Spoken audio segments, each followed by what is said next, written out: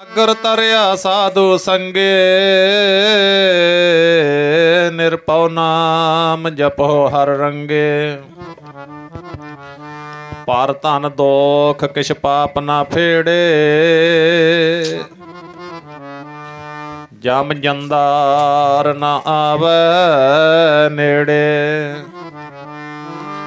ਤ੍ਰਿਸ਼ਨਾ ਅਗਨ ਪ੍ਰਭ ਆਪ ਬੁਝਾਈ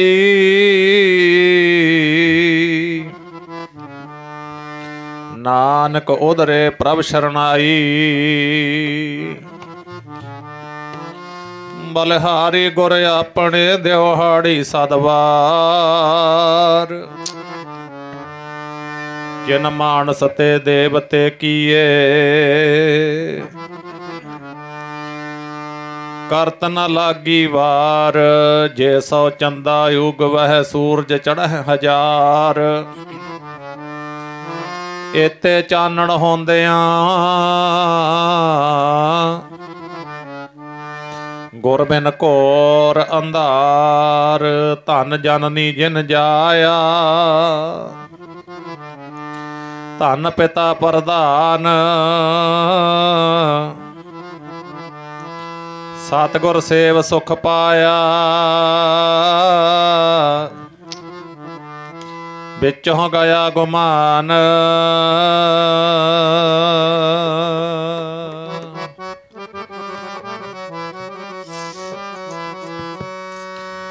ਬਲ ਬਲ ਜਾਵਾਂ ਜੀ ਮੈਂ ਪੂਰਿਆ ਗੁਰਾਂ ਤੋਂ। ਬਲ ਬਲ ਜਾਵਾਂ ਜੀ ਮੈਂ ਪੂਰਿਆ ਗੁਰਾਂ ਤੋਂ। ਬਲ ਬਲ ਜਾਵਾਂ ਜੀ ਮੈਂ ਪੂਰਿਆ ਗੁਰਾਂ ਤੋਂ।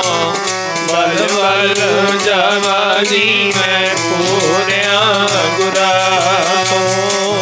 ਬਲ ਬਲ ਜਾਵਾਂ ਜੀ ਮੈਂ ਪੂਰਿਆ ਗੁਰਾਂ ਤੋਂ। ਬਲ ਬਲ ਜਾਵਾਂ ਜੀ ਮੈਂ ਪੂਰਿਆ ਗੁਰਾਂ ਤੋਂ। ਬਲ ਬਲ ਜਾਵਾਂ ਜੀ ਮੈਂ ਪੂਰਿਆ ਗੁਰਾਂ ਤੋਂ। ਬਲ ਬਲ ਜਾਵਾਂ ਜੀ ਮੈਂ ਪੂਰਿਆ ਗੁਰਾਂ ਤੋਂ। ਬਲ ਬਲ ਜਾਵਾਂ ਜੀ ਮੈਂ ਪੂਰਿਆ ਗੁਰਾਂ ਤੋਂ। ਬਲ ਬਲ ਜਾਵਾਂ ਜੀ ਮੈਂ ਪੂਰਿਆ ਗੁਰਾਂ ਤੋਂ। ਬਲ ਬਲ ਜਾਵਾਂ ਜੀ ਮੈਂ ਪੂਰਿਆ ਗੁਰਾਂ ਤੋਂ।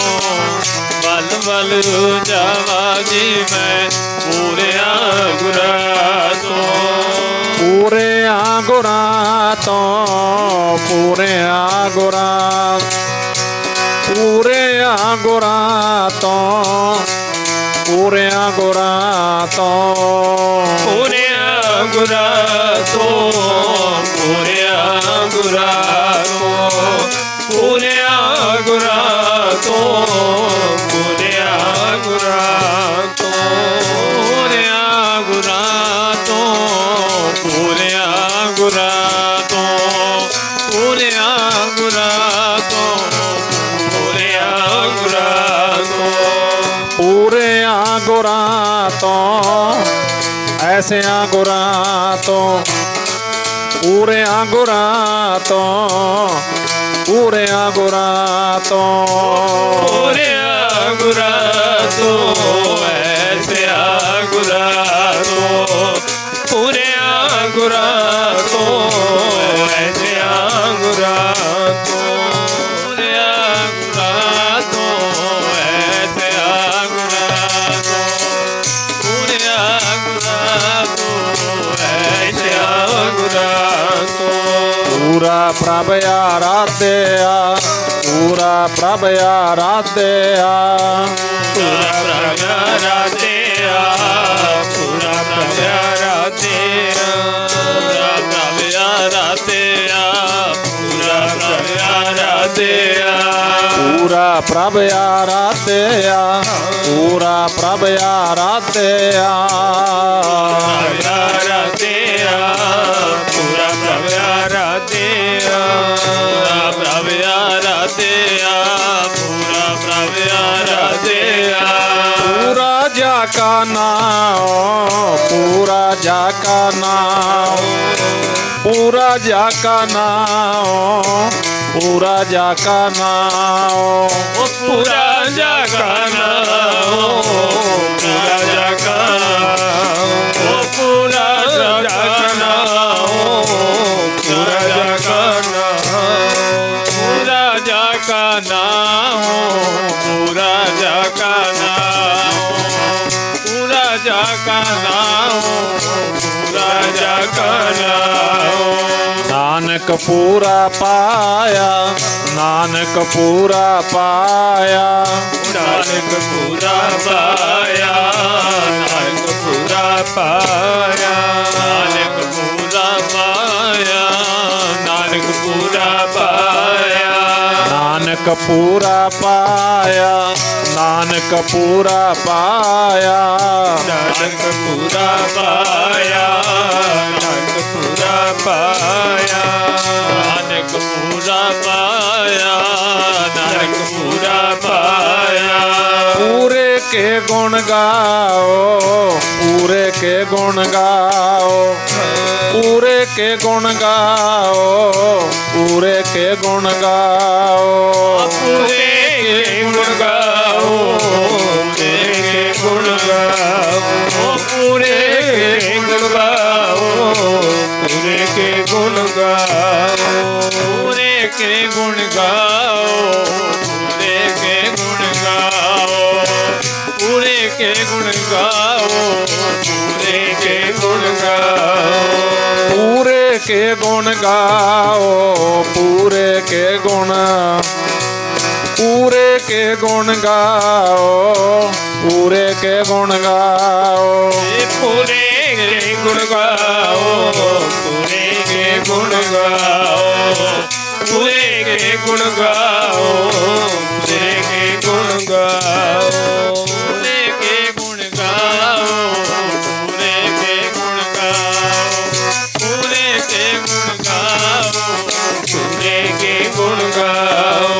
बल बल जामा जी मैं पूरिया गुरां तो, बल बल जावा जी मैं पूरिया गुरां तो, बल बल जावा जी मैं पूरिया गुरां तो, बल बल जावा जी मैं पूरिया गुरां तो, बल बल जावा जी मैं पूरिया गुरां तो, बल बल जावा जी मैं पूरिया गुरां तो।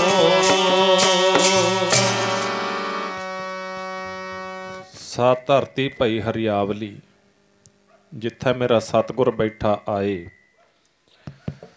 से जंत भय हरियावले, जिन्नी मेरा सतगुर देखिया जाए। धन धन पिता, धन धन कुल, धन धन सो जननी, जिन गुरु जणिया माए।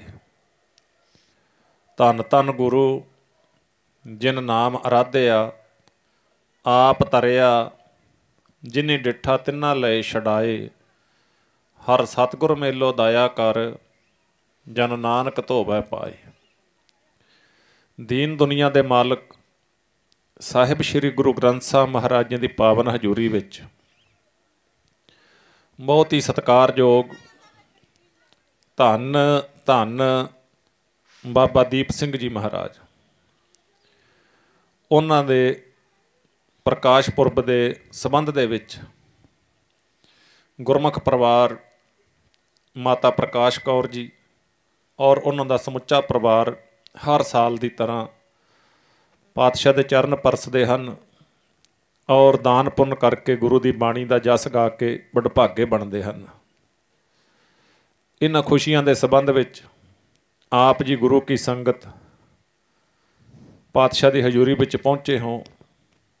ਸਭ ਤੋਂ ਪਹਿਲਾਂ ਜਿੱਥੇ ਤਨ ਕਰਕੇ ਪਹੁੰਚੇ ਹਾਂ ਉੱਥੇ ਮਨ ਕਰਕੇ ਬੈਠੀਏ, ਕਿਉਂਕਿ ਮਨ ਦਾ ਸੁਭਾਅ ਇਹ ਹੁੰਦਾ ਇਹ ਜਿਹੜੇ ਮਾਹੌਲ ਵਿੱਚੋਂ ਆਇਆ ਹੁੰਦਾ ਨਾ, ਜਿਵੇਂ ਆਪਾਂ ਘਰੋਂ ਚੱਲ ਕੇ ਆਏ ਹਾਂ, ਜਿਹੜੇ ਮਾਹੌਲ ਵਿੱਚੋਂ ਇਹ ਆਉਂਦਾ ਇਹ ਉੱਥੇ ਹੀ ਜੁੜਿਆ ਰਹਿੰਦਾ, ਉੱਥੇ ਹੀ ਗੱਲਾਂ ਕਰੀ ਜਾਂਦਾ। ਇੱਥੇ ਸਰੀਰ ਬੈਠਾ ਰਹਿੰਦਾ ਅਤੇ ਉਹਦਾ ਹਿਸਾਬ ਕਿਤਾਬ ਇੱਥੇ ਬੈਠਾ ਲਾਈ ਜਾਂਦਾ, ਕਿਵੇਂ ਕਰਾਂਗੇ ਫਿਰ ਇੱਥੋਂ ਜਾ ਕੇ ਉੱਧਰ ਇਸ ਤਰ੍ਹਾਂ ਕਿਉਂ ਹੋਇਆ, ਇਹਨੂੰ ਥੋੜ੍ਹਾ ਜਿਹਾ ਜਿਤਨਾ ਚਿਰ ਆਪਾਂ ਗੁਰੂ ਦਾ ਜਸ ਕਰਦੇ ਹਾਂ ਉਤਨਾ ਚਿਰ ਤਾਂ ਘੱਟੋ ਘੱਟ ਉਹ ਜਿੱਥੋਂ ਇਹ ਆਇਆ ਉਹ ਉਸ ਪਾਸਿਓਂ ਇਹਦਾ ਰਿਸ਼ਤਾ ਨਾਤਾ ਤੋੜ ਦਿਓ। ਹੁਣ ਗੁਰੂ ਨਾਲ ਜੋੜ ਲਓ। ਗੁਰੂ ਨਾਲ ਜਦ ਜਿਨ੍ਹਾਂ ਨੇ ਜੋੜਿਆ ਯਾਦਾਂ ਵੀ ਉਹਨਾਂ ਦੀਆਂ ਮਨਾਈਆਂ ਜਾਂਦੀਆਂ ਨੇ। ਜਿਨ੍ਹਾਂ ਨੇ ਮਨ ਨੂੰ ਗੁਰੂ ਨਾਲ ਜੋੜਿਆ, ਆਪਾਂ ਗੁਰੂ ਦੀ ਹਜ਼ੂਰੀ ਵਿੱਚ ਇਸੇ ਕਰਕੇ ਆਉਂਦੇ ਹਾਂ ਵੀ ਕਿਤੇ ਇਹ ਖਿੰਡਿਆ ਹੋਇਆ ਮਨ ਗੁਰੂ ਨਾਲ ਜੁੜ ਜਾਵੇ, ਗੁਰੂ ਦੀ ਬਾਣੀ ਨਾਲ ਜੁੜ ਜਾਵੇ, ਫਿਰ ਇਹ ਸਫਲਾ ਹੋ ਜਾਂਦਾ ਸੰਸਾਰ 'ਤੇ ਆਇਆ। ਸੋ ਆਓ ਸਭ ਤੋਂ ਪਹਿਲਾਂ ਮਨ ਕਰਕੇ ਹਾਜ਼ਰ ਹੋਈਏ। ਸਾਰੀ ਸੰਗਤ ਆਖੋ ਜੀ ਵਾਹਿਗੁਰੂ ਜੀ ਕਾ ਖਾਲਸਾ ਵਾਹਿਗੁਰੂ ਜੀ ਕੀ ਫਤਿਹ। ਅੱਜ ਆਪਾਂ ਕੰਸੈਪਟ ਹੈ ਜਿਹੜਾ ਉਹ ਇਹ ਲੈ ਲਿਆ, ਬਲ ਬਲ ਜਾਵਾਂ ਜੀ ਮੈਂ ਪੂਰਿਆਂ ਗੁਰਾਂ ਤੋਂ।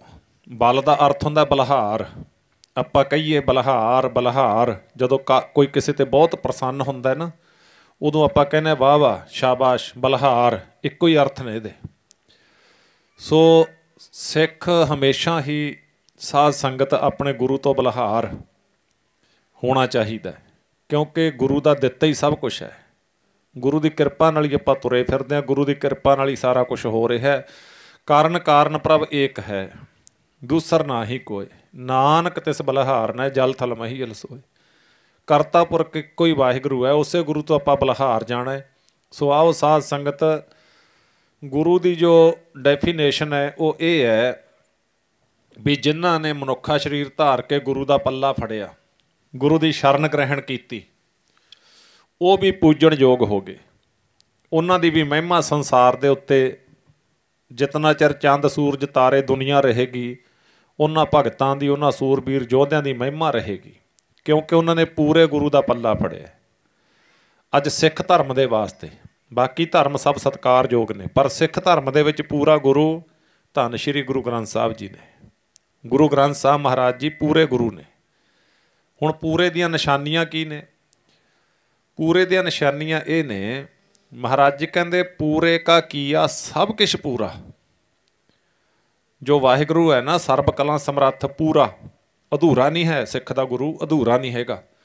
ਪੂਰੇ ਕਾ ਕੀਆ ਸਭ ਕੁਛ ਪੂਰਾ, ਉਹਨੇ ਜੋ ਕੁਛ ਕੀਤਾ ਉਹ ਵੀ ਪੂਰਾ ਕੀਤਾ, ਅਧੂਰਾ ਨਹੀਂ ਕੀਤਾ। ਹੁਣ ਆਪਣਾ ਸਰੀਰ ਬਣਾਇਆ, ਸਰੀਰ ਬਣਾਇਆ ਇਹ ਤਾਂ ਨਹੀਂ ਹੈ ਵੀ ਕਿਸੇ ਦੇ ਇੱਕ ਅੱਖ ਲਾਤੀ, ਕਿਸੇ ਦੇ ਤਿੰਨ ਲਾਤੀਆਂ, ਨਹੀਂ, ਦੋ ਅੱਖਾਂ ਲਾਈਆਂ, ਸਾਰੇ ਸੰਸਾਰ ਨੂੰ ਦੋ ਹੀ ਅੱਖਾਂ ਦਿੱਤੀਆਂ, ਪੂਰਾ ਹੀ ਆ ਉਹਦਾ ਕੀਤਾ। ਇਹ ਤਾਂ ਨਹੀਂ ਵੀ ਮਹਾਰਾਜ ਕਹਿੰਦੇ ਨੱਕ ਲਾਉਣੋਂ ਭੁੱਲ ਗਿਆ, ਨਹੀਂ, ਉਹਨੇ ਪੂਰੇ ਨੇ ਰਚਨਾ ਜਦੋਂ ਰਚੀ ਨਾ ਤਾਂ ਸਭ ਦੇ ਨੱਕ ਲਾਏ, ਭਾਵ ਸਰੀਰ ਦੀ ਬਣਤਰ। ਉਹਦੇ ਤੋਂ ਬਾਅਦ ਕੁਝ ਨਿਸ਼ਾਨੀਆਂ, ਫਿਰ ਸਾਨੂੰ ਪੂਰੇ ਦੇ ਅਰਥ ਪਤਾ ਲੱਗ ਜਾਣ ਵੀ ਪੂਰਾ ਕੀ ਹੈ। ਆਪਾਂ ਪੜ੍ਹਿਆ ਨਾ, ਪੂਰਾ ਪ੍ਰਭ ਆਰਾਧਿਆ ਪੂਰਾ ਜਾ ਕਾ ਨਾਉ, ਨਾਨਕ ਪੂਰਾ ਪਾਇਆ ਪੂਰੇ ਕੇ ਗੁਣ ਗਾਓ। ਜਿਤਨਾ ਚਿਰ ਸਾਨੂੰ ਪਤਾ ਨਹੀਂ ਲੱਗੇਗਾ ਨਾ ਵੀ ਪੂਰਾ ਕੀ ਹੈ, ਉਤਨਾ ਚਿਰ ਸਿੱਖ ਦਾ ਭਰੋਸਾ ਨਹੀਂ ਬਣ ਸਕਦਾ ਗੁਰੂ 'ਤੇ। ਜਦੋਂ ਸਿੱਖ ਨੂੰ ਪਤਾ ਲੱਗ ਗਿਆ ਨਾ ਵੀ ਮੇਰਾ ਗੁਰੂ ਐਡਾ ਵੱਡਾ ਸਮਰੱਥ ਹੈ, ਪੂਰਾ ਹੈ, ਫਿਰ ਸਿੱਖ ਦਾ ਭਰੋਸਾ ਬਣਦਾ ਹੈ। ਕਿਉਂਕਿ ਸੁਣ ਸੁਣ ਉਪਜਿਓ ਮਨ ਮੈਂ ਚਾਓ। ਆਪਾਂ ਧੀਆਂ ਪੁੱਤਾਂ ਵਾਲੇ ਹਾਂ, ਇਹ ਉਵੇਂ ਸਤਸੰਗ ਦੇ ਵਿੱਚ ਬਹਿ ਕੇ ਨਾ ਆਪਣੀ ਜਿਹੜੀ ਰੂਹ ਹੈ, ਆਤਮਾ, ਉਹ ਪਤਨੀ ਹੈ ਅਤੇ ਪ੍ਰਮਾਤਮਾ ਰੂਹ ਦਾ ਪਤੀ ਹੈ। ਆਖੋ ਸਤਨਾਮ ਸ਼੍ਰੀ ਵਾਹਿਗੁਰੂ। ਆਪਣਾ ਨਾਤਾ ਜਿਹੜਾ ਗੁਰੂ ਦੇ ਨਾਲ ਰਿਸ਼ਤਾ ਹੈ ਨਾ, ਉਹ ਪਤਨੀ ਅਤੇ ਪਤੀ ਵਾਲਾ ਹੈ। ਇਹਨੂੰ ਫਿਰ ਜਦੋਂ ਆਪਾਂ ਸੰਸਾਰੀ ਤੌਰ 'ਤੇ ਸਮਝਣ ਦੀ ਕੋਸ਼ਿਸ਼ ਕਰਾਂਗੇ ਤਾਂ ਇਉਂ ਹੁੰਦਾ ਹੈ ਵੀ ਇੱਕ ਬੇਟੀ ਦਾ ਜਦੋਂ ਆਪਾਂ ਰਿਸ਼ਤਾ ਲੱਭਣ ਜਾਂਦੇ ਹਾਂ ਅਤੇ ਉਸ ਵੇਲੇ ਘਰ ਆ ਕੇ ਆਪਾਂ ਦੱਸਦੇ ਹਾਂ ਵੀ ਵਰ ਮਿਲ ਗਿਆ, ਵਰ ਮਿਲ ਗਿਆ ਅਤੇ ਲੜਕੀ ਦਾ ਰਿਸ਼ਤਾ ਕਰ ਆਏ। ਉਹ ਜਦੋਂ ਰਿਸ਼ਤਾ ਕਰਕੇ ਆਉਂਦੇ ਨੇ ਨਾ ਤਾਂ ਲੜਕੀ ਨੂੰ ਇੱਕ ਚਾਅ ਹੁੰਦਾ ਹੈ। ਉਹ ਸਾਹਮਣੇ ਤਾਂ ਸ਼ਰਮਾਉਂਦੀ ਹੈ, ਆਪਣੇ ਪਿਛਲੇ ਸਮਿਆਂ ਦੀਆਂ ਗੱਲਾਂ, ਅੱਜ ਕੱਲ੍ਹ ਚੇਂਜ ਹੋਇਆ ਜ਼ਮਾਨਾ, ਵੱਖਰੀ ਗੱਲ ਹੈ। ਸਾਹਮਣੇ ਸ਼ਰਮਾਉਂਦੀ ਹੈ ਪਿਤਾ ਦੇ, ਮਾਂ ਦੇ, ਭਰਾਵਾਂ ਦੇ। ਉਹ ਸਾਈਡ 'ਤੇ ਖੜ੍ਹ ਕੇ ਨਾ ਆਪਣੇ ਪਤੀ ਦੀ ਮਹਿਮਾ ਸੁਣਦੀ ਹੈ। ਉਹ ਆ ਕੇ ਗੱਲ ਕਰਦੇ ਨੇ ਨਾ ਵੀ ਲੜਕਾ ਇਹੋ ਜਿਹਾ, ਇੰਨੀ ਹਾਈਟ ਹੈ, ਇੰਨਾ ਸੁੰਦਰ ਹੈ, ਇਸ ਤਰ੍ਹਾਂ ਦੇ ਕੱਪੜੇ ਪਹਿਨੇ ਸੀ, ਇਸ ਤਰ੍ਹਾਂ ਬੋਲਦਾ। ਅਤੇ ਜਿਉਂ-ਜਿਉਂ ਉਹਦੇ ਪਤੀ ਦੀ ਮਹਿਮਾ ਹੋ ਰਹੀ ਹੈ, ਤਿਉਂ-ਤਿਉਂ ਬੱਚੀ ਦੇ ਮਨ ਵਿੱਚ ਚਾਅ ਪੈਦਾ ਹੋ ਰਿਹਾ ਹੈ। ਉਹ ਕਿਸੇ ਆਨੰਦ ਵਿੱਚ, ਉਹ ਖੇੜੇ ਵਿੱਚ, ਕਿਉਂਕਿ ਉਹ ਆਪਣੇ ਪਤੀ ਦੀ ਗੱਲ ਸੁਣ ਰਹੀ ਹੈ। ਬਿਲਕੁਲ ਉਵੇਂ ਜਿਹੜੀ ਸਾਡੀ ਆਤਮਾ ਹੈ, ਰੂਹ ਹੈ, ਉਹ ਪਤਨੀ ਹੈ ਅਤੇ ਪ੍ਰਮਾਤਮਾ ਪਤੀ ਹੈ। ਜਦੋਂ ਅਸੀਂ ਪਤੀ ਪ੍ਰਮਾਤਮਾ ਦੀ ਵਿਚਾਰ ਕਰਦੇ ਹਾਂ ਤਾਂ ਸਾਡੀ ਰੂਹ ਹੈ ਨਾ ਜਿਹੜੀ, ਉਹ ਚਾਅ ਵਿੱਚ, ਵਿਗਾਸ ਵਿੱਚ, ਨਾਨਕ ਭਗਤਾਂ ਸਦਾ ਵਿਗਾਸ ਸੁਣਿਆ ਦੁਖ ਪਾਪ ਕਾ ਨਾਸ। ਉਹ ਚਾਅ ਵਿੱਚ, ਵਿਗਾਸ ਵਿੱਚ, ਖੇੜੇ ਵਿੱਚ ਚਲੀ ਜਾਂਦੀ ਹੈ। ਸੋ ਸਾਧ ਸੰਗਤ, ਉਹ ਪੂਰਾ ਪ੍ਰਮਾਤਮਾ ਜੋ ਹੈ ਨਾ, ਉਹਨੂੰ ਜਦੋਂ ਅਸੀਂ, ਉਹ ਤਾਂ ਜੀਭ ਹੀ ਨਹੀਂ ਕੋਈ ਅੱਜ ਤੱਕ ਬਣੀ ਵੀ ਉਹਦੀ ਸਾਰੀ ਆਪਾਂ ਮਹਿਮਾ ਕਰ ਦਈਏ, ਨਹੀਂ। ਉਹਦੀ ਬਾਬਤ ਤਾਂ ਇਉਂ ਪੜ੍ਹਿਆ ਬਾਣੀ ਦੇ ਵਿੱਚ, ਆਪਾਂ ਸੁਣਿਆ। ਸੁਣੋ ਪ੍ਰੇਮ ਨਾਲ ਕੀ ਕਹਿੰਦੇ। ਤੇਰੇ ਕਵਣ ਕਵਣ ਗੁਣ ਗਾਵਾਂ, ਤੇਰੇ ਕਵਣ ਕਵਣ ਗੁਣ ਗਾਵਾਂ, ਕਵਣ ਕਵਣ ਗੁਣ ਗਾਵਾਂ, ਕਵਣ ਕਵਣ ਗੁਣ ਗਾਵਾਂ, ਤੇਰੇ ਕਵਣ ਕਵਣ ਗੁਣ ਗਾਵਾਂ, ਕਵਣ ਕਵਣ ਗੁਣ ਗਾਵਾਂ, ਕਵਣ ਕਵਣ ਗੁਣ ਗਾਵਾਂ, ਤੇਰੇ ਕਵਣ ਕਵਣ ਗੁਣ ਗਾਵਾਂ, ਤੇਰੇ ਕਵਣ ਕਵਣ ਗੁਣ ਗਾਵਾਂ, ਕਵਣ ਕਵਣ ਗੁਣ ਗਾਵਾਂ, ਕਵਣ ਕਵਣ ਗੁਣ ਗਾਵਾਂ, ਤੇਰੇ ਕਵਣ ਕਵਣ ਗੁਣ ਗਾਵਾਂ, ਤੇਰੇ ਕਵਣ ਕਵਣ ਗੁਣ ਗਾਵਾਂ, ਕਵਣ ਕਵਣ ਗੁਣ ਗਾਵਾਂ, ਕਵਣ ਕਵਣ ਗੁਣ ਗਾਵਾਂ, ਕਵਣ ਕਵਣ ਗੁਣ ਗਾਵਾਂ, ਕਵਣ ਕਵਣ ਗੁਣ ਗਾਵਾਂ, ਕਵਣ ਕਵਣ ਗੁਣ ਗਾਵਾਂ, ਕਵਣ ਕਵਣ ਗੁਣ ਗਾਵਾਂ, ਤੇਰੇ ਕਵਣ ਕਵਣ ਗੁਣ ਗਾਵਾਂ, ਕਵਣ ਕਵਣ ਗੁਣ ਗਾਵਾਂ, ਕਵਣ ਕਵਣ ਗੁਣ ਗਾਵਾਂ, ਕਵਣ ਕਵਣ ਗੁਣ ਗਾਵਾਂ, ਤੇਰੇ ਕਵਣ ਕਵਣ ਗੁਣ ਗਾਵਾਂ। ਤੂੰ ਸਾਹਿਬ ਗੁਣੀ ਨਿਧਾਨਾ, ਸਾਹਿਬ ਗੁਣੀ ਨਿਧਾਨਾ, ਤੂੰ ਸਾਹਿਬ ਗੁਣੀ ਨਿਧਾਨਾ, ਸਾਹਿਬ ਗੁਣੀ ਨਿਧਾਨਾ, ਸਾਹਿਬ ਗੁਣੀ ਨਿਧਾਨਾ, ਸਾਹਿਬ ਗੁਣੀ ਨਿਧਾਨਾ, ਸਾਹਿਬ ਗੁਣੀ ਨਿਧਾਨਾ, ਤੂੰ ਸਾਹਿਬ ਗੁਣੀ ਨਿਧਾਨਾ, ਸਾਹਿਬ ਗੁਣੀ ਨਿਧਾਨਾ, ਸਾਹਿਬ ਗੁਣੀ ਨਿਧਾਨਾ, ਸਾਹਿਬ ਗੁਣੀ ਨਿਧਾਨਾ, ਸਾਹਿਬ ਗੁਣੀ ਨਿਧਾਨਾ, ਤੂੰ ਸਾਹਿਬ ਗੁਣੀ ਨਿਧਾਨਾ, ਸਾਹਿਬ ਗੁਣੀ ਨਿਧਾਨਾ, ਤੂੰ ਸਾਹਿਬ ਗੁਣੀ ਨਿਧਾਨਾ, ਸਾਹਿਬ ਗੁਣੀ ਨਿਧਾਨਾ, ਸਾਹਿਬ ਗੁਣੀ ਨਿਧਾਨਾ, ਸਾਹਿਬ ਗੁਣੀ ਨਿਧਾਨਾ, ਤੂੰ ਸਾਹਿਬ ਗੁਣੀ ਨਿਧਾਨਾ, ਤੂੰ ਸਾਹਿਬ ਗੁਣੀ ਨਿਧਾਨਾ, ਸਾਹਿਬ ਗੁਣੀ ਨਿਧਾਨਾ, ਸਾਹਿਬ ਗੁਣੀ ਨਿਧਾਨਾ, ਸਾਹਿਬ ਗੁਣੀ ਨਿਧਾਨਾ, ਸਾਹਿਬ ਗੁਣੀ ਨਿਧਾਨਾ, ਕਵਣ ਕਵਣ ਗੁਣ ਕਹਿ ਕਹਿ ਗਾਵਾਂ, ਕਵਣ ਕਵਣ ਗੁਣ ਕਹਿ ਕਹਿ ਗਾਵਾਂ, ਕਵਣ ਕਵਣ ਗੁਣ ਕਹਿ ਕਹਿ ਗਾਵਾਂ, ਕਵਣ ਕਵਣ ਗੁਣ ਕਹਿ ਕਹਿ ਗਾਵਾਂ, ਕਵਣ ਕਵਣ ਗੁਣ ਕਹਿ ਕਹਿ ਗਾਵਾਂ, ਕਵਣ ਕਵਣ ਗੁਣ ਕਹਿ ਕਹਿ ਗਾਵਾਂ, ਤੇਰੇ ਕਵਣ ਕਵਣ ਗੁਣ ਕਹਿ ਕਹਿ ਗਾਵਾਂ, ਤੇਰੇ ਕਵਣ ਕਵਣ ਗੁਣ ਕਹਿ ਕਹਿ ਗਾਵਾਂ, ਕਵਣ ਕਵਣ ਗੁਣ ਕਹਿ ਕਹਿ ਗਾਵਾਂ, ਕਵਣ ਕਵਣ ਗੁਣ ਕਹਿ ਕਹਿ ਗਾਵਾਂ, ਕਵਣ ਕਵਣ ਗੁਣ ਕਹਿ ਕਹਿ ਗਾਵਾਂ, ਕਵਣ ਕਵਣ ਗੁਣ ਕਹਿ ਕਹਿ ਗਾਵਾਂ। ਇੱਕ ਬੜੀ ਅਸਚਰਜ ਖੇਡ ਹੈ। ਵਾਹਿਗੁਰੂ ਦੇ ਜਸ ਨੂੰ ਬਹੁਤ ਲੋਕਾਂ ਨੇ ਗਾਇਆ, ਦੇਵੀ ਦੇਵਤਿਆਂ ਨੇ ਗਾਇਆ, ਪੈਗੰਬਰਾਂ ਨੇ ਗਾਇਆ, ਪੀਰਾਂ ਨੇ ਗਾਇਆ, ਤੇ ਲੁਕਾਈ ਗਾ ਰਹੀ ਹੈ। ਪਰ ਇੱਕ ਅਸਚਰਜ ਖੇਡ ਹੈ। ਵਾਹਿਗੁਰੂ ਦੇ ਪੂਰੇ ਗੁਣਾਂ ਨੂੰ ਅੱਜ ਤੱਕ ਕੋਈ ਗਾ ਨਹੀਂ ਸਕਿਆ, ਅੱਗੇ ਨੂੰ ਕੋਈ ਗਾ ਨਹੀਂ ਸਕੇਗਾ, ਇੰਨੇ ਗੁਣ ਨੇ। ਤੇਰੇ ਕਵਣ ਕਵਣ ਗੁਣ ਕਹਿ ਕਹਿ ਗਾਵਾਂ, ਤੂੰ ਸਾਹਿਬ ਗੁਣੀ ਨਿਧਾਨਾ, ਤੁਮਰੀ ਮਹਿਮਾ ਵਰਨ ਨਾ ਸਾਕੋਂ, ਤੂੰ ਠਾਕੁਰ ਉੱਚ ਭਗਵਾਨਾ। ਸੋ ਉਹ ਵਾਹਿਗੁਰੂ ਜੋ ਹੈ ਉਹ ਪੂਰਾ ਹੈ, ਉਹ ਅਧੂਰਾ ਨਹੀਂ ਹੈ। ਇਸੇ ਕਰਕੇ ਗੁਰੂ ਅਰਜਨ ਦੇਵ ਸਾਹਿਬ ਜੀ ਕਹਿੰਦੇ ਪੂਰੇ ਦੇ ਗੁਣ ਗਾਓ ਬਈ। ਪੂਰੇ ਪ੍ਰਮਾਤਮਾ ਦੇ ਗੁਣ ਜਦੋਂ ਗਾਓਗੇ, ਕਹਿੰਦੇ ਫਿਰ ਤੁਸੀਂ ਵੀ ਪੂਰੇ ਦੀ ਲਿਸਟ ਵਿੱਚ ਆ ਜਾਓਗੇ, ਅਧੂਰੇ ਨਹੀਂ ਰਹੋਗੇ। ਆਪਾਂ ਨੂੰ ਸਾਰਿਆਂ ਨੂੰ ਹੁਕਮ ਹੈ। ਤੇ ਫਿਰ ਉਹ ਪੂਰੇ ਦੀ ਨਿਸ਼ਾਨੀ ਕੀ ਹੈ? ਹੁਣ ਵੇਖੋ, ਬੰਦਾ ਮਨੁੱਖ ਹੈ ਜਿਹੜਾ ਨਾ, ਮਨੁੱਖ ਜਿਹੜੀ ਚੀਜ਼ ਬਣਾਉਂਦਾ ਇਹਦੀ ਚੀਜ਼ ਦੇ ਵਿੱਚ ਅਧੂਰਾਪਣ ਹੁੰਦਾ ਹੈ। ਕਿਵੇਂ ਸਮਝਣ ਵਾਸਤੇ ਦੋ ਚਾਰ ਗੱਲਾਂ। ਜਿਵੇਂ ਹੁਣ ਧੀਆਂ ਭੈਣਾਂ ਬੀਬੀਆਂ ਆਪਣੇ ਘਰ ਸਬਜ਼ੀ ਬਣਾਉਂਦੀਆਂ ਨੇ, ਉਹ ਜ਼ਰੂਰੀ ਨਹੀਂ ਹੈ ਵੀ ਰੋਜ਼ਾਨਾ ਹੀ ਸਬਜ਼ੀ ਹੈ ਜਿਹੜੀ ਉਹਨਾਂ ਦੀ ਸਹੀ ਹੋਵੇ। ਕਈ ਵਾਰ ਸਬਜ਼ੀ ਅਧੂਰੀ ਰਹਿ ਜਾਂਦੀ ਹੈ, ਕਈ ਵਾਰ ਉਹਦੇ 'ਚ ਮਿਰਚ ਜ਼ਿਆਦਾ ਪੈ ਜਾਂਦੀ ਹੈ, ਕਈ ਵਾਰੀ ਲੂਣ ਘੱਟ ਰਹਿ ਜਾਂਦਾ, ਕਈ ਵਾਰੀ ਜ਼ਿਆਦਾ ਪੱਕ ਜਾਂਦੀ ਹੈ, ਕਈ ਵਾਰੀ ਕੱਚੀ ਰਹਿ ਜਾਂਦੀ ਹੈ। ਭਾਵ ਬੰਦੇ ਦੀ ਬਣਾਈ ਚੀਜ਼ ਵਿੱਚ ਫਰਕ ਹੈ।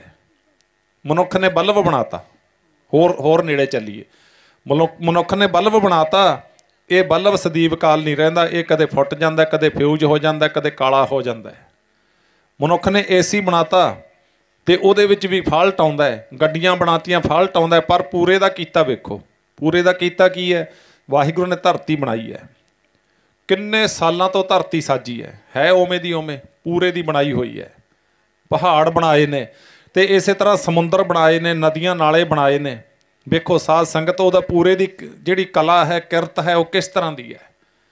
ਇਸੇ ਤਰ੍ਹਾਂ ਵਾਹਿਗੁਰੂ ਨੇ ਸੂਰਜ ਬਣਾਇਆ, ਮਨੁੱਖ ਦਾ ਬਣਾਇਆ, ਬਲਬ ਫਿਊਜ਼ ਹੋ ਗਿਆ, ਫੁੱਟ ਗਿਆ। ਜਦੋਂ ਦਾ ਸੂਰਜ ਬਣਾਇਆ ਨਾ, ਇੱਕੋ ਹੀ ਰਸ ਚੱਲ ਰਿਹਾ, ਇੱਕੋ ਹੀ ਤਾਰ ਚੱਲ ਰਿਹਾ। ਜਿਹੜਾ ਉਹਦਾ ਟਾਈਮ ਹੈ ਵੀ ਇੰਨੇ ਵਜੇ ਚੜ੍ਹਨਾ ਉਹਨੇ ਚੜ੍ਹ ਹੀ ਜਾਣਾ, ਜਦੋਂ ਛਿਪਣਾ ਤਾਂ ਛਿਪ ਹੀ ਜਾਣਾ, ਉਹ ਪੂਰੇ ਦਾ ਬਣਾਇਆ ਹੋਇਆ। ਇਸ ਕਰਕੇ ਸਾਧ ਸੰਗਤ ਉਸ ਪੂਰੇ ਗੁਰੂ ਦੇ ਚਰਨਾਂ ਨਾਲ ਆਪਾਂ ਨੂੰ ਜੁੜਨਾ ਚਾਹੀਦਾ। ਆਓ ਅੱਜ ਆਪਾਂ ਉਹ ਮਹਾਨ ਆਤਮਾ, ਮਹਾਨ ਰੂਹ, ਜਿਨ੍ਹਾਂ ਨੇ ਆਪਣੇ ਜੀਵਨ ਕਾਲ ਦੇ ਵਿੱਚ ਉਹ ਨੇਕ ਕਮਾਈਆਂ ਕੀਤੀਆਂ ਵੀ ਰਹਿੰਦੀ ਦੁਨੀਆ ਤੱਕ ਆਪਾਂ ਫਿਰ ਸਿੱਖਿਆ ਲੈਂਦੇ ਰਹੀਏ। ਆਓ ਅੱਜ ਆਪਾਂ ਉਸ ਇਤਿਹਾਸ ਨਾਲ ਜੁੜੀਏ।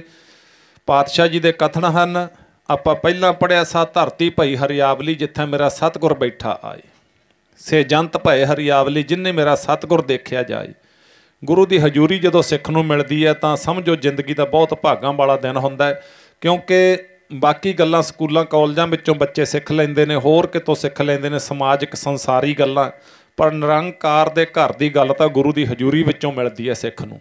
ਗੁਰੂ ਦੀ ਹਜ਼ੂਰੀ ਤੋਂ ਬਿਨਾਂ ਜਾਂ ਫਿਰ ਇਹ ਮੋਬਾਇਲ ਇਹਦੇ ਹੱਥ ਵਿੱਚ ਹੈ, ਟੀਵੀ ਦਾ ਰਿਮੋਟ ਇਹਦੇ ਹੱਥ ਵਿੱਚ ਹੈ, ਕੋਈ ਭਾਗਾਂ ਵਾਲਾ, ਕੋਈ ਕਰਮਾਂ ਵਾਲਾ ਪਰਿਵਾਰ ਟੀਵੀ ਦੇ ਉੱਤੋਂ ਕਥਾ ਸੁਣ ਰਿਹਾ, ਕੀਰਤਨ ਸੁਣ ਰਿਹਾ। ਬਾਕੀ 99% ਜਿਹੜਾ ਰਿਮੋਟ ਹੈ ਜਾਂ ਮੋਬਾਇਲ ਦੀ ਸਕਰੀਨ ਦੇ ਉੱਪਰ ਜਿਹੜੀ ਉਂਗਲ ਚੱਲਦੀ ਹੈ, ਉਹ ਬਹੁਤ ਘੱਟ ਲੋਕ ਨੇ ਜਿਹੜੇ ਪ੍ਰਮਾਤਮਾ ਦਾ ਜਸ ਉਹਨਾਂ ਤੋਂ ਸੁਣਦੇ ਨੇ।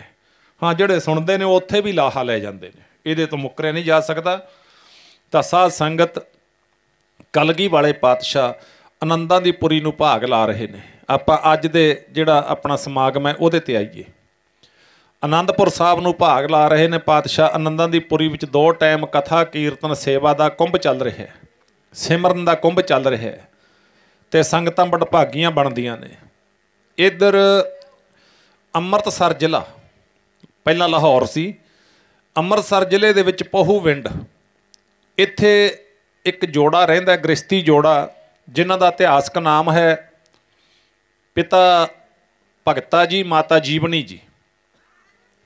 ਇਹਨਾਂ ਦਾ ਖੇਤੀਬਾੜੀ ਦਾ ਜਿਹੜਾ ਸੀ ਕਿੱਤਾ ਸੀ, ਬਹੁਤ ਸੋਹਣੀ ਕਿਰਤ ਕਰਦੇ ਸੀ। ਜਿਵੇਂ ਆਪਣਾ ਸਾਰਿਆਂ ਦਾ ਖੇਤੀ ਦਾ ਕਿੱਤਾ ਆਪਾਂ ਕਰਦੇ ਹਾਂ, ਸ਼ੌਂਕ ਨਾਲ ਕਰਨੀ ਚਾਹੀਦੀ ਹੈ।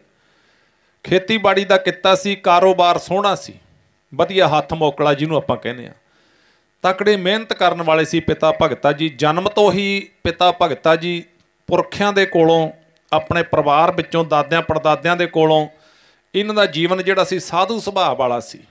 ਸੱਚ ਜਾਣੋ, ਜਿਹੋ ਜਿਹਾ ਮਾਤਾ ਪਿਤਾ ਦਾ ਸੁਭਾਅ ਹੁੰਦਾ ਹੈ ਨਾ, ਉਹੋ ਜਿਹਾ ਅੱਗੇ ਬੱਚਿਆਂ ਦੇ ਸੰਸਕਾਰ ਹੁੰਦੇ ਨੇ। ਜ਼ਿਆਦਾਤਰ 90% ਸੰਸਕਾਰ ਬੱਚੇ ਦੇ ਵਿੱਚ ਮਾਂ ਦੇ ਹੁੰਦੇ ਨੇ, 10% ਪਿਤਾ ਦੇ ਹੁੰਦੇ ਨੇ, ਸਾਇੰਸ ਕਹਿੰਦੀ ਹੈ।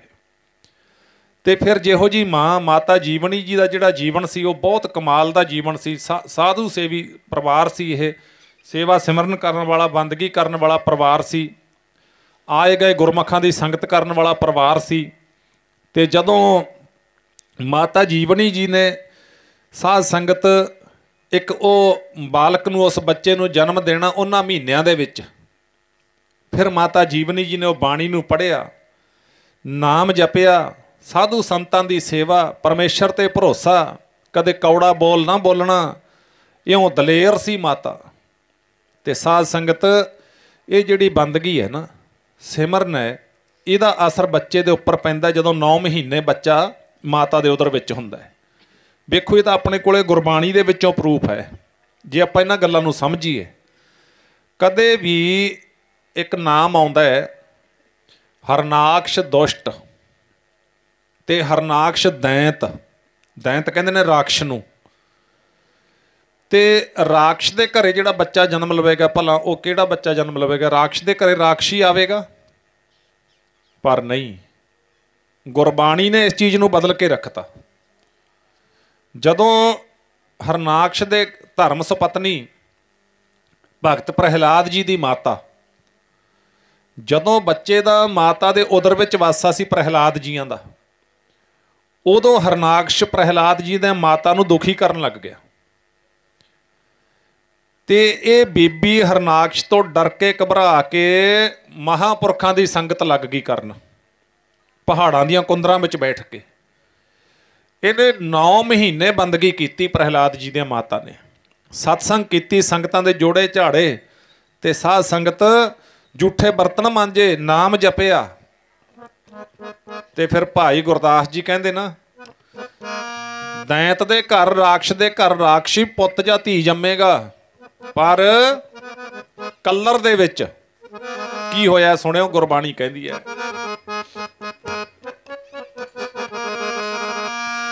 ਕੱਲਰ ਕਵਲ ਭਗਤ ਪ੍ਰਹਿਲਾਦ, ਘਰ ਹਰਨਾਕਸ਼ ਦੈਂਤ ਦੇ। ਕੱਲਰ ਕਵਲ ਭਗਤ ਪ੍ਰਹਿਲਾਦ, ਘਰ ਹਰਨਾਕਸ਼ ਦੈਂਤ ਦੇ। ਭਗਤ ਪ੍ਰਹਿਲਾਦ, ਘਰ ਹਰਨਾਕਸ਼ ਦੈਂਤ ਦੇ। ਕੱਲਰ ਕਵਲ ਭਗਤ ਪ੍ਰਹਿਲਾਦ, ਘਰ ਹਰਨਾਕਸ਼ ਦੈਂਤ ਦੇ। ਕੱਲਰ ਕਵਲ ਭਗਤ ਪ੍ਰਹਿਲਾਦ, ਘਰ ਹਰਨਾਕਸ਼ ਦੈਂਤ ਦੇ। ਕੱਲਰ ਕਵਲ ਭਗਤ ਪ੍ਰਹਿਲਾਦ, ਘਰ ਹਰਨਾਕਸ਼ ਦੈਂਤ ਦੇ। ਕੱਲਰ ਕਵਲ ਭਗਤ ਪ੍ਰਹਿਲਾਦ, ਭਗਤ ਪ੍ਰਹਿਲਾਦ, ਘਰ ਹਰਨਾਕਸ਼ ਦੈਂਤ ਦੇ। ਕੱਲਰ ਕਵਲ ਭਗਤ ਪ੍ਰਹਿਲਾਦ, ਘਰ ਹਰਨਾਕਸ਼ ਦੈਂਤ ਦੇ। ਕਵਲ ਭਗਤ ਪ੍ਰਹਿਲਾਦ, ਘਰ ਹਰਨਾਕਸ਼ ਦੈਂਤ ਦੇ। ਕੱਲਰ ਕਵਲ ਭਗਤ ਪ੍ਰਹਿਲਾਦ, ਘਰ ਹਰਨਾਕਸ਼ ਦੈਂਤ ਦੇ। ਕੱਲਰ ਕਵਲ ਭਗਤ ਪ੍ਰਹਿਲਾਦ, ਘਰ ਹਰਨਾਕਸ਼ ਦੈਂਤ ਦੇ। ਕੱਲਰ ਕਵਲ ਭਗਤ ਪ੍ਰਹਿਲਾਦ, ਘਰ ਹਰਨਾਕਸ਼ ਦੈਂਤ ਦੇ। ਵੇਖੋ ਇਹ ਭਾਈ ਗੁਰਦਾਸ ਜੀ ਦੀ ਬਾਣੀ ਹੈ, ਕਹਿੰਦੇ ਘਰ ਹਰਨਾਕਸ਼ ਦੈਂਤ ਦੇ, ਕੱਲਰ ਕਵਲ ਭਗਤ ਪ੍ਰਹਿਲਾਦ। ਕਹਿੰਦੇ ਦੈਂਤ ਦੇ ਘਰੇ ਜਦੋਂ ਮਾਤਾ ਨੇ ਬੰਦਗੀ ਕੀਤੀ, ਭਗਤ ਪੁੱਤਰ ਦਾ ਜਨਮ ਹੋਇਆ। ਆਖੋ ਸਤਨਾਮ ਸ਼੍ਰੀ ਵਾਹਿਗੁਰੂ। ਵੇਖੋ ਇਹ ਅੱਜ ਵੀ ਆਪਣੇ ਸਾਹਮਣੇ ਜਿਹੜਾ ਨਾ, ਇਹ ਚੀਜ਼ਾਂ ਆਪਣੇ ਕੋਲ ਨੇ। ਹੁਣ ਵੇਖੋ ਅੱਜ ਦੀ ਜਿਹੜੀ ਸੱਚਾਈ ਹੈ, ਕੌੜਾ ਸੱਚ, ਉਹ ਕੀ ਹੈ? ਆਪਣੇ ਘਰਾਂ ਵਿੱਚ ਹੈ, ਕੱਲੇ ਕੱਲੇ ਨਾਲ ਵਰਤ ਰਿਹਾ। ਜਦੋਂ ਬੱਚੇ ਦਾ ਮਾਤਾ ਦੇ ਉਦਰ ਵਿੱਚ ਵਾਸਾ ਤੇ ਮਾਂ ਨੇ 9 ਮਹੀਨੇ ਮੋਬਾਈਲ ਵੇਖਿਆ, ਤੇ ਅੱਜ ਘਰ ਘਰ ਦੀ ਕਹਾਣੀ ਹੈ। 2 ਸਾਲ ਦਾ ਬੱਚਾ ਵੀ ਜੇ ਤਾਂ ਉਹਦੇ ਹੱਥ 'ਚ ਮੋਬਾਈਲ ਹੈ ਤਾਂ ਚਾਹ ਦੁੱਧ ਪ੍ਰਸ਼ਾਦਾ ਭੋਜਨ ਛਕੂਗਾ। ਜੇ ਮੋਬਾਈਲ ਉਹ ਤੋਂ ਪਰੇ ਹੈ, ਬੱਚਾ ਕੁਛ ਨਹੀਂ ਛਕਦਾ। ਉਹ ਕਹਿੰਦਾ ਪਹਿਲਾਂ ਮੋਬਾਈਲ ਦਿਓ ਹੱਥ ਵਿੱਚ। ਕਿਉਂ? ਉਹ ਮਾਂ ਨੇ 9 ਮਹੀਨੇ ਵੇਖਿਆ ਹੋਇਆ, ਉਹ ਬੱਚੇ ਦੇ ਉਹਦੇ ਸੰਸਕਾਰ ਬਣ ਗਏ। ਅੱਜ ਘਰ ਘਰ ਦਾ ਇਹ ਦੁੱਖ ਹੈ। ਮਾਪੇ ਕਹਿੰਦੇ ਨੇ, ਕਹਿੰਦੇ ਬੱਚਾ ਦੇ ਇੱਕ ਹੱਥ 'ਚ ਮੋਬਾਈਲ, ਇੱਕ 'ਚ ਚਾਹ ਦਾ ਕੱਪ। ਮੋਬਾਈਲ ਸਾਹਮਣੇ ਪਿਆ, ਵੇਖ ਰਿਹਾ ਮੋਬਾਈਲ ਵੱਲ, ਤੇ ਪ੍ਰਸ਼ਾਦਾ ਪਤਾ ਨਹੀਂ ਉਹ ਕਦੋਂ ਬੁਰਕੀ ਤੋੜਦਾ, ਕਦੋਂ ਕੁਛ ਕਰਦਾ। ਇਹ ਬਹੁਤ ਵੱਡਾ ਦੁਖਾਂਤ ਹੈ, ਬਹੁਤ ਵੱਡਾ। ਕਿਉਂਕਿ ਸਾਇੰਸ ਕਹਿੰਦੀ ਹੈ, ਮੈਡੀਕਲ ਕਹਿੰਦਾ ਵੀ ਜਦੋਂ ਤੁਸੀਂ ਭੋਜਨ ਛਕਣਾ, ਤੁਹਾਡੇ ਆਲੇ ਦੁਆਲੇ ਦਾ ਵਾਤਾਵਰਨ ਇੰਨਾ ਸ਼ਾਂਤ ਹੋਣਾ ਚਾਹੀਦਾ, ਤੇ ਤੁਹਾਡਾ ਧਿਆਨ ਹੈ ਜਿਹੜਾ ਨਾ, ਉਹ ਪੂਰਾ ਭੋਜਨ ਦੇ ਵਿੱਚ ਹੋਣਾ ਚਾਹੀਦਾ। ਉਸ ਵੇਲੇ ਹੋਰ ਸੱਜੇ ਖੱਬੇ ਧਿਆਨ ਨਹੀਂ ਹੋਣਾ ਚਾਹੀਦਾ। ਤੇ ਪਰ ਹੁਣ ਜਦੋਂ ਬੱਚੇ ਦੇ ਸਾਹਮਣੇ ਤਾਂ ਮੋਬਾਈਲ ਪਿਆ ਤੇ ਛਕ ਰਿਹਾ ਉਹ ਭੋਜਨ ਨਾ, ਉਹਨੂੰ ਇਹ ਪਤਾ ਵੀ ਮੈਂ ਜਿਹੜੀ ਉਹ ਬੁਰਕੀ ਡਬੋ ਰਿਹਾ ਉਹ ਪਾਣੀ ਵਾਲੇ ਗਲਾਸ 'ਚ ਵੱਜ ਗਈ ਕਿ ਉਹ ਕਿੱਥੇ ਵੱਜ ਗਈ। ਹੁਣ ਬੱਚੇ ਨੂੰ ਕੀ ਪਤਾ ਉਹਦੇ ਮੋਬਾਈਲ 'ਚ ਧਿਆਨ ਹੈ। ਇਸ ਕਰਕੇ ਅੱਜ ਬੱਚੇ ਕਮਜ਼ੋਰ, ਅੱਜ ਸਾਰਾ ਕੁਛ ਇਹ ਆਪਣੇ ਸਾਹਮਣੇ ਹੈ। ਸੋ ਆਪਾਂ ਇਹੋ ਹੀ ਸਿੱਖਿਆ ਲੈ ਕੇ ਉੱਠਣਾ। ਜਦੋਂ ਗੁਰੂ ਦੀ ਹਜ਼ੂਰੀ ਵਿੱਚ ਸਿੱਖ ਆਵੇ ਨਾ, ਖਾਲੀ ਝੋਲੀ ਉੱਠ ਕੇ ਨਾ ਜਾਵੇ, ਕੋਈ ਕਿਣਕਾ ਲੈ ਕੇ ਜਾਈਏ, ਗੁਰੂ ਦੀ ਕਿਰਪਾ ਦਾ ਕਿਣਕਾ ਲੈ ਕੇ ਜਾਈਏ, ਫਿਰ ਜਾ ਕੇ ਆਨੰਦ ਬਣਦਾ। ਆਪਾਂ ਇੱਥੇ ਸਿੱਖਣ ਵਾਸਤੇ ਆਉਂਦੇ ਹਾਂ, ਸਿਖਾਉਣ ਵਾਸਤੇ ਨਹੀਂ। ਇੱਕ ਸਕੂਲ ਹੁੰਦਾ ਹੈ, ਸਕੂਲ ਦੇ ਵਿੱਚ ਤਾਂ ਟੀਚਰ ਸਿਖਾਉਂਦਾ ਹੈ ਨਾ, ਟੀਚਰ ਦੀ ਡਿਊਟੀ ਆ ਵੀ ਤੂੰ ਸਿਖਾ। ਪਰ ਇੱਥੇ ਤਾਂ ਜਿਹੜਾ ਟੀਚਰ ਹੈ ਨਾ, ਮੰਨ ਲਓ ਦਾਸ ਦੀ ਡਿਊਟੀ ਹੈ, ਇੱਥੇ ਤਾਂ ਮੈਨੂੰ ਵੀ ਪਹਿਲਾਂ ਉਪਦੇਸ਼ ਹੈ ਵੀ ਪਹਿਲਾਂ ਤੂੰ ਸਿੱਖਣਾ, ਫਿਰ ਸੰਗਤ ਨੂੰ ਜਿਹੜਾ ਪ੍ਰਚਾਰ ਦੁਆਰਾ ਤੇ ਸਿੱਖ ਕੇ ਹੀ ਜਾਣਾ। ਬਸ ਇੱਥੇ ਸਿਖਾਉਣਾ ਕੁਛ ਨਹੀਂ ਹੈ, ਸਿੱਖਦੇ ਹੀ ਰਹਿਣਾ। ਸੋ ਸਾਧ ਸੰਗਤ, ਮਾਤਾ ਜੀਵਨੀ ਜੀ ਉਹ ਸਮਾਂ ਆਇਆ, ਇਹਨਾਂ ਦੇ ਘਰ ਪੁੱਤਰ ਦਾ ਆਉਣਾ ਹੋਇਆ ਤੇ ਲਾੜ ਦੇ ਵਿੱਚ ਉਹ ਨਾਮ ਰੱਖਿਆ ਦੀਪ ਸਿੰਘ। ਪਹਿਲਾ ਨਾਮ ਸੀ ਦੀਪਾ, ਦੀਪਾ ਨਾਮ ਰੱਖਿਆ। ਬੜੇ ਲਾਡਲਾ ਸੀ, ਬੜਾ ਸਰੀਰ ਕਰਕੇ ਬੜੇ ਸੁੰਦਰ ਸੀ, ਸਡੌਲ ਸੀ। ਬਚਪਨ ਤੋਂ ਹੀ ਜਿਹੜੀਆਂ ਸਾਧ ਸੰਗਤ ਹਰਕਤਾਂ ਸੀ ਉਹ ਸੂਰਬੀਰ ਯੋਧਿਆਂ ਵਾਲੀਆਂ, ਭਗਤਾਂ ਵਾਲੀਆਂ। ਕਦੇ ਚੌਂਕੜਾ ਮਾਰ ਕੇ ਬੈਠ ਜਾਣਾ, ਸਾਧ ਸੰਗਤ ਨੇਤਰ ਬੰਦ ਕਰਕੇ ਵਾਹਿਗੁਰੂ ਦੇ ਸਰੂਪ ਵਿੱਚ ਧਿਆਨ ਨੂੰ ਜੋੜ ਲੈਣਾ, ਤੇ ਕਦੇ ਸ਼ਾਸਤਰ ਲੈ ਕੇ ਸਾਥੀਆਂ ਦੇ ਨਾਲ, ਜਿਵੇਂ ਆਪਾਂ ਘੋੜ ਸਵਾਰੀ ਕਰਦੇ ਹਾਂ, ਗੱਤਕਾ ਖੇਡਦੇ ਹਾਂ, ਇਸ ਤਰ੍ਹਾਂ ਦੀਆਂ ਬਚਪਨ ਤੋਂ ਹੀ ਉਹਨਾਂ ਦਾ ਜਿਹੜਾ ਸੀ ਭਗਤਾਂ ਕੀ ਚਾਲ ਨਿਰਾਲੀ ਜੀ ਚਾਲ ਸੀ। ਤੇ ਪਰ ਇਹ ਪਰਿਵਾਰ, ਪਿਤਾ ਭਗਤਾ ਜੀ, ਮਾਤਾ ਜੀਵਨੀ ਜੀ, ਕਲਗੀ ਵਾਲੇ ਪਾਤਸ਼ਾਹ ਦੇ ਦਰ ਨਾਲ ਜੁੜਿਆ ਸੀ। ਹਰ ਸਾਲ ਆਨੰਦਪੁਰ ਸਾਹਿਬ ਦਰਸ਼ਨ ਕਰਕੇ ਆਉਂਦੇ, ਜਾਂ ਵਿੱਚੋਂ ਦੀ ਟਾਈਮ ਲੱਗਦਾ ਤਾਂ ਉਸ ਤਰ੍ਹਾਂ ਵੀ ਜਾ ਆਉਂਦੇ ਸੀ। ਗੁਰੂ ਦੀ ਬਾਣੀ ਨਾਲ ਜੁੜਿਆ ਪਰਿਵਾਰ ਸੀ ਤੇ ਬਚਪਨ ਤੋਂ ਹੀ ਬੱਚੇ ਨੂੰ ਬਾਣੀ ਨਾਲ ਜੋੜ ਦਿੱਤਾ। ਅੱਜ ਥੋੜ੍ਹੀ ਉਮਰ ਜਦੋਂ ਹੋਈ ਮਾਤਾ ਪਿਤਾ ਦੇ ਨਾਲ, ਕਿਉਂਕਿ ਜਦੋਂ ਮਾਤਾ ਪਿਤਾ ਗੱਲਾਂ ਕਰਦੇ ਵੀ ਕਲਗੀ ਵਾਲੇ ਪਾਤਸ਼ਾਹ, 10ਵੇਂ ਪਾਤਸ਼ਾਹ ਮਹਾਰਾਜ ਇਸ ਤਰ੍ਹਾਂ ਦੇ ਪ੍ਰਵਚਨ ਸੁਣਾਉਂਦੇ ਨੇ, ਇਸ ਤਰ੍ਹਾਂ ਦੀ ਉੱਥੇ ਜਿਹੜੀ ਖੇਡ ਚੱਲ ਰਹੀ ਹੈ ਆਨੰਦਪੁਰ ਸਾਹਿਬ, ਤੇ ਬਾਲਕ ਦੀਪਾ ਬਹੁਤ ਗਹੁ ਦੇ ਨਾਲ ਸੁਣਿਆ ਕਰਦਾ। ਇਹਦੇ ਅੰਦਰ ਸੁਣ ਉਪਜਿਓ ਮਨ ਮੈਂ ਚਾਹੋ। ਤੇ ਕਈ ਵਾਰ ਆਖਦਾ, ਮਾਤਾ ਜੀ, ਪਿਤਾ ਜੀ, ਮੈਨੂੰ ਵੀ ਸਤਿਗੁਰਾਂ ਦੇ ਦਰਸ਼ਨ ਕਰਾਓ। ਤੇ ਮਾਤਾ ਪਿਤਾ ਨੇ ਕਹਿਣਾ, ਪੁੱਤਰ ਜਲਦੀ ਕਰਾਵਾਂਗੇ, ਛੇਤੀ ਕਰਾਵਾਂਗੇ। ਉਹ ਚੰਗੇ ਮਾਪੇ ਹੁੰਦੇ ਨੇ ਜਿਹੜੇ ਆਪਣੇ ਬੱਚਿਆਂ ਨੂੰ ਬਾਣੀ ਨਾਲ ਜੋੜ ਦਿੰਦੇ ਨੇ, ਗੁਰੂ ਨਾਲ ਜੋੜ ਦਿੰਦੇ ਨੇ। ਤੇ ਭਾਈ ਇੱਕ ਦਿਨ ਉਹ ਸਮਾਂ ਆਇਆ, ਮਾਤਾ ਪਿਤਾ ਸੰਗ ਦੇ ਨਾਲ, ਸਾਥੀਆਂ ਦੇ ਨਾਲ ਆਨੰਦਪੁਰ ਸਾਹਿਬ ਨੂੰ ਚੱਲੇ। ਬਾਲਕ ਦੀਪਾ ਜੀਆਂ ਨੂੰ ਵੀ ਨਾਲ ਲੈ ਕੇ ਚੱਲੇ। ਤੇ ਜਦੋਂ ਆਨੰਦਪੁਰ ਸਾਹਿਬ ਪਹੁੰਚੇ, ਉੱਥੇ ਜਾ ਕੇ ਸ਼ੋਭਾ ਵੇਖੀ ਆਨੰਦਾਂ ਦੀ ਪੁਰੀ ਦੀ। ਬਾਲਕ ਦੀਪਾ ਅਚਰਜ ਹੋ ਗਿਆ, ਮਨ ਵਿੱਚ ਇੱਕ ਚਾਓ, ਇੱਕ ਖੇੜਾ, ਇੱਕ ਉਮੰਗ ਜਾਗੀ। ਪਾਤਸ਼ਾਹ ਸਿੰਘਾਸਣ ਤੇ ਸਜੇ ਬੈਠੇ ਨੇ, ਕਲਗੀ ਵਾਲੇ ਪਾਤਸ਼ਾਹ। ਜਦੋਂ ਕਲਗੀ ਵਾਲੇ ਪਾਤਸ਼ਾਹ ਸਿੰਘਾਸਣ ਤੇ ਬੈਠੇ ਨੇ, ਉਸ ਵੇਲੇ ਸਾਧ ਸੰਗਤ ਇਉਂ ਨਮਸਕਾਰ ਸੰਗਤ ਕਰ ਰਹੀ ਹੈ। ਬਾਲਕ ਦੀਪੇ ਦੀ ਵਾਰੀ ਆਈ। ਜਦੋਂ ਵਾਰੀ ਆਈ ਨਾ, ਜਨਮਾਂ ਦੀਆਂ ਕਮਾਈਆਂ ਸੀ, ਤੇ ਜਿਉਂ-ਜਿਉਂ ਸਤਿਗੁਰਾਂ ਦੇ ਚਰਨਾਂ ਵੱਲ ਨੂੰ ਜਾਂਦੇ ਨੇ ਤੇ ਪੜ੍ਹਦੇ ਜਾਂਦੇ ਨੇ, ਕੀ ਕਹਿ ਰਹੇ ਨੇ? ਜਿਤ ਦਰਸ਼ਨ ਕਰਨਾ ਤੇਰਾ, ਸੋਈ ਵੇਲਾ ਧਨ ਹੈ ਗੁਰਾ। ਜਿਤ ਦਰਸ਼ਨ ਕਰਨਾ ਤੇਰਾ, ਸੋਈ ਵੇਲਾ ਧਨ ਹੈ ਗੁਰਾ। ਦਰਸ਼ਨ ਕਰਨਾ ਤੇਰਾ, ਸੋਈ ਵੇਲਾ ਧਨ ਹੈ ਗੁਰਾ। ਜਿਤ ਦਰਸ਼ਨ ਕਰਨਾ ਤੇਰਾ, ਸੋਈ ਵੇਲਾ ਧਨ ਹੈ ਗੁਰਾ। ਦਰਸ਼ਨ ਕਰਨਾ ਤੇਰਾ, ਸੋਈ ਵੇਲਾ ਧਨ ਹੈ ਗੁਰਾ। ਜਿਤ ਦਰਸ਼ਨ ਕਰਨਾ ਤੇਰਾ, ਸੋਈ ਵੇਲਾ ਧਨ ਹੈ ਗੁਰਾ। ਜਿਤ ਦਰਸ਼ਨ ਕਰਨਾ ਤੇਰਾ, ਜੀ ਦਰਸ਼ਨ ਕਰਨਾ ਤੇਰਾ, ਸੋਈ ਵੇਲਾ ਧਨ ਹੈ ਗੁਰਾ। ਜਿਤ ਦਰਸ਼ਨ ਕਰਨਾ ਤੇਰਾ, ਸੋਈ ਵੇਲਾ ਧਨ ਹੈ ਗੁਰਾ। ਦਰਸ਼ਨ ਕਰਨਾ ਤੇਰਾ, ਸੋਈ ਵੇਲਾ ਧਨ ਹੈ ਗੁਰਾ। ਜਿਤ ਦਰਸ਼ਨ ਕਰਨਾ ਤੇਰਾ, ਹੈ ਗੁਰਾ ਦਰਸ਼ਨ ਕਰਨਾ ਤੇਰਾ ਕੋਈ ਵੇਲਾ ਧਨ ਹੈ ਗੁਰਾ ਨਿਤ ਦਰਸ਼ਨ ਕਰਨਾ ਤੇਰਾ ਕੋਈ ਵੇਲਾ ਧਨ ਹੈ ਗੁਰਾ ਇਉਂ ਮੁਖਾਰਬਿੰਦ ਤੋਂ ਪੜ੍ਹਦੇ ਨੇ ਧੰਨ ਸੋ ਵੇਲਾ ਜਿਤ ਦਰਸ਼ਨ ਕਰਨਾ ਹਉ ਬਲਿਹਾਰੀ ਸਤਿਗੁਰ ਚਰਨਾ ਜੀ ਕੇ ਦਾਤੇ ਪ੍ਰੀਤਮ ਪ੍ਰਭ ਮੇਰੇ ਮਨ ਜੀਵੈ ਪ੍ਰਭ ਨਾਮ ਚਿਤੇਰੇ। ਚਰਨਾਂ ਤੇ ਨਮਸਕਾਰ ਕੀਤੀ, ਦਰਸ਼ਨ ਪਰਸ਼ਨ ਹੋਏ, ਬਚਨ ਬਲਾਸਾਂ ਦੀ ਸਾਂਝ ਪਈ।